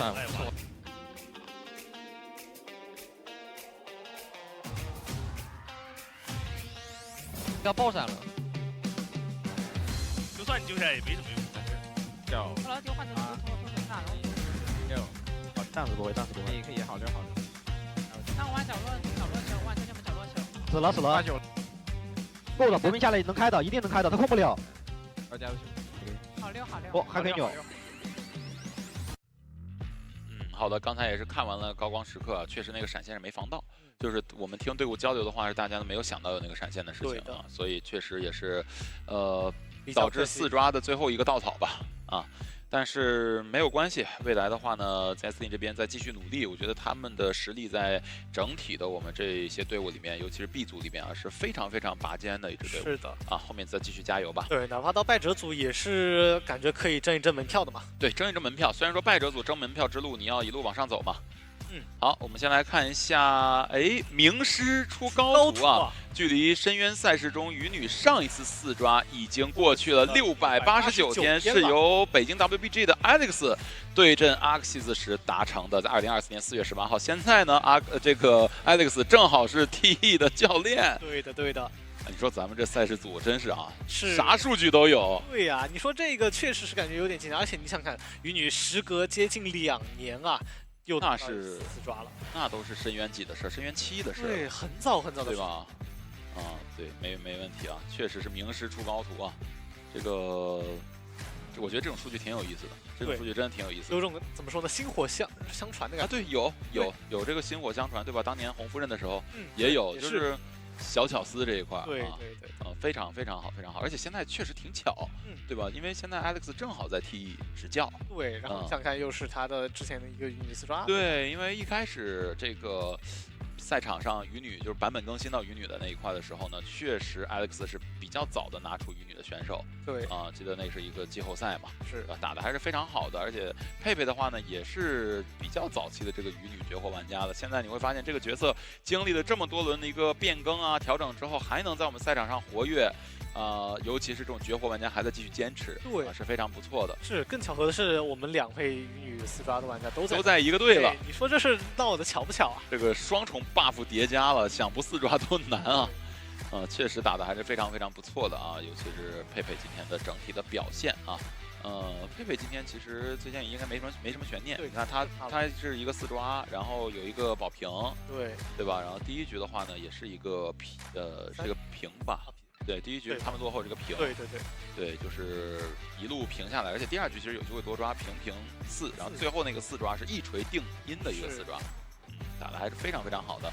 TE 的话呢，其实也是很开心，就能看到他们队的话，求生者和监控者一直是双向奔赴的，对吧？然后佩佩这边的话，在关键时刻也能扛住比较大的一个压力。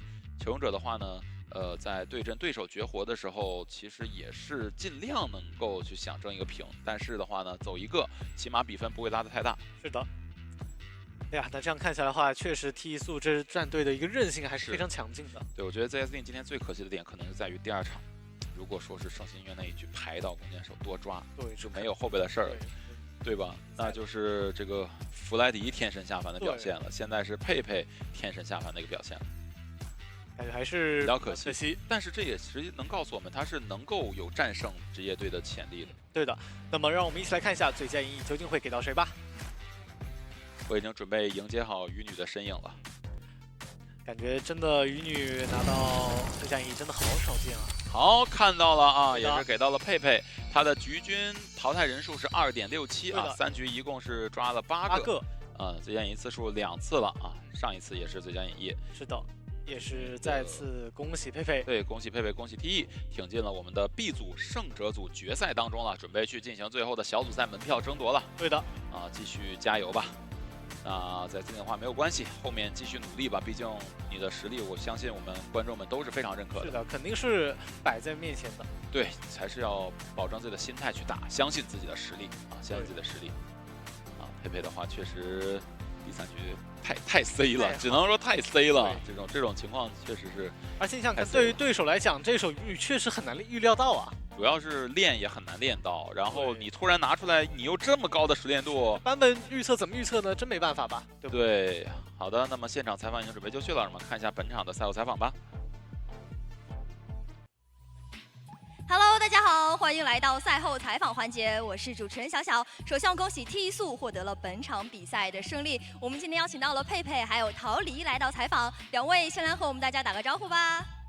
Hello， 大家好，我是 TE 的佩佩。Hello， 大家好，我是 TE 的陶黎。欢迎两位，现场的呼声给我们陶黎吓得有点结巴了都。今天这场可以说是反败为胜了，在我们开局有一些比分劣势的情况之下，大家也是稳住了心态和状态，我们最后来了一个惊天大翻盘。先来问一下两位吧，今天第1局比分落后之后，打到现在心里有没有一种如释重负的感觉？佩神？感觉就是这场比赛，感觉还是很紧张的，还是很刺激的，很紧张，压力还是蛮大的，因为确实对面在上一场的表现也是非常出色的嘛，给到你们的压力也不小。那问一下陶黎呢，今天上来就被绝活聂西给打了一下，打到后面的话有没有感觉心态稍微好一点了？其实前面劣势是倒无所谓，就是后面稳住嘛，慢慢打。所以大家今天的心态整体放的还是非常不错的。那我们从第2局开始说起吧。想问一下佩佩，因为圣心音乐我们都知道是一张比较偏向于求生者的地图嘛，在那样的一张地图当中，你那个时候会想要怎么样去找到一些突破，拿到一些优势节奏呢？选择喧嚣了嘛，然后喧嚣这个版本就是感觉追击会慢一些，但是就是手艺很强。然后我就想着从手椅上拿到一些节奏。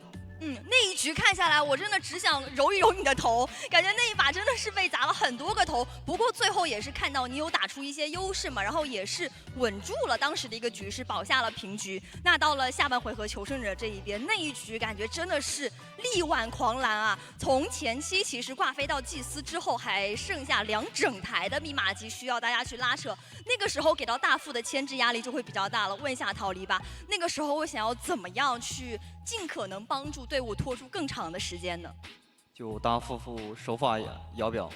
手法摇表就是摇了表之后，反复走位，然后我感觉你每一波都是很极限的躲刀啊、翻板啊，然后真的拖出了很多的时间。当然到了开门战的时候，同样也是拉扯了很久嘛，因为当时你是倒地没有自愈的，然后呢也是2个门之间来回的拉扯。那个时候队伍里面3个人会有一些什么样子的交流，最后保下了平局呢？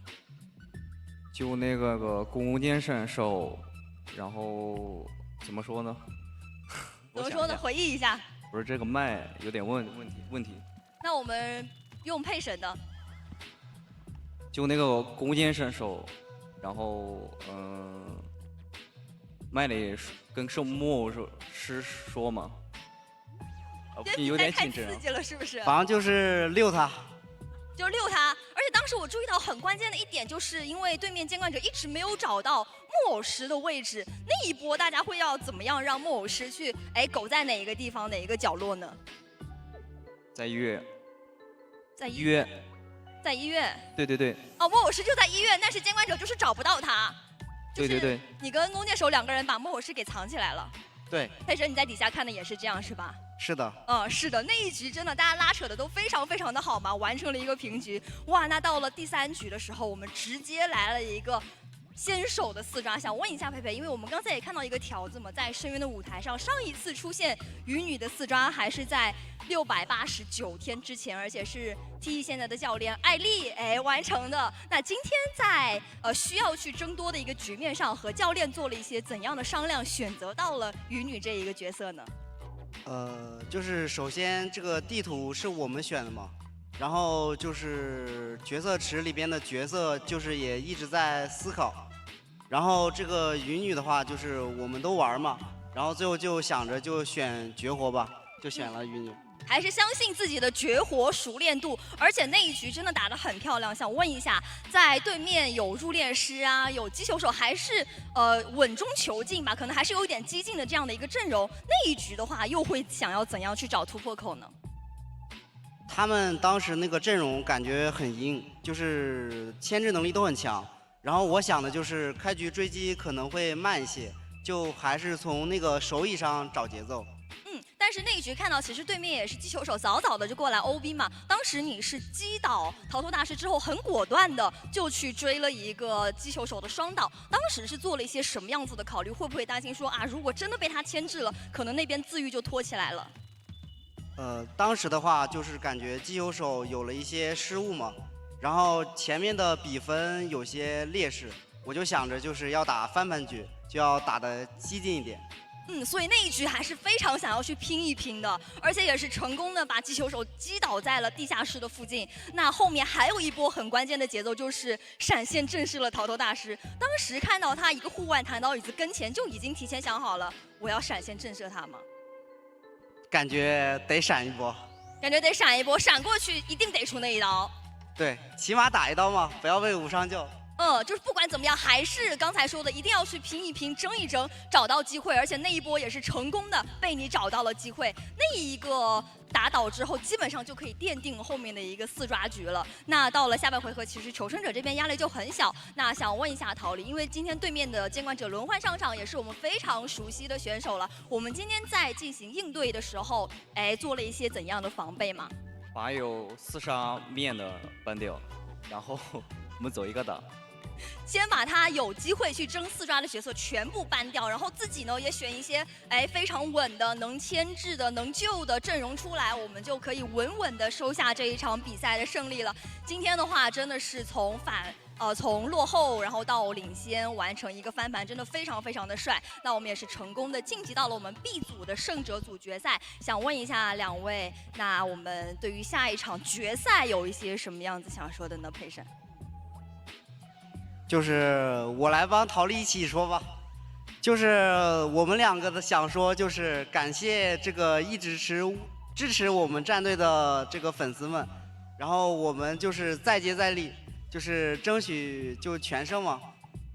全胜的话，我们就可以直接晋级到4月的小组赛了，对不对？而且是帮陶丽说的。陶丽，你自己有没有想说的？要不要也来感谢一下大家的支持啊？谢谢大家的支持。谢谢大家，谢谢大家，然后也是感谢大家来到现场观看和支持 T 速，那也是感谢2位来到赛后采访，再次恭喜 T 获得了本场比赛的胜利。接下来马上要进行的是今天的第2场比赛，让我们稍事休息，马上回来。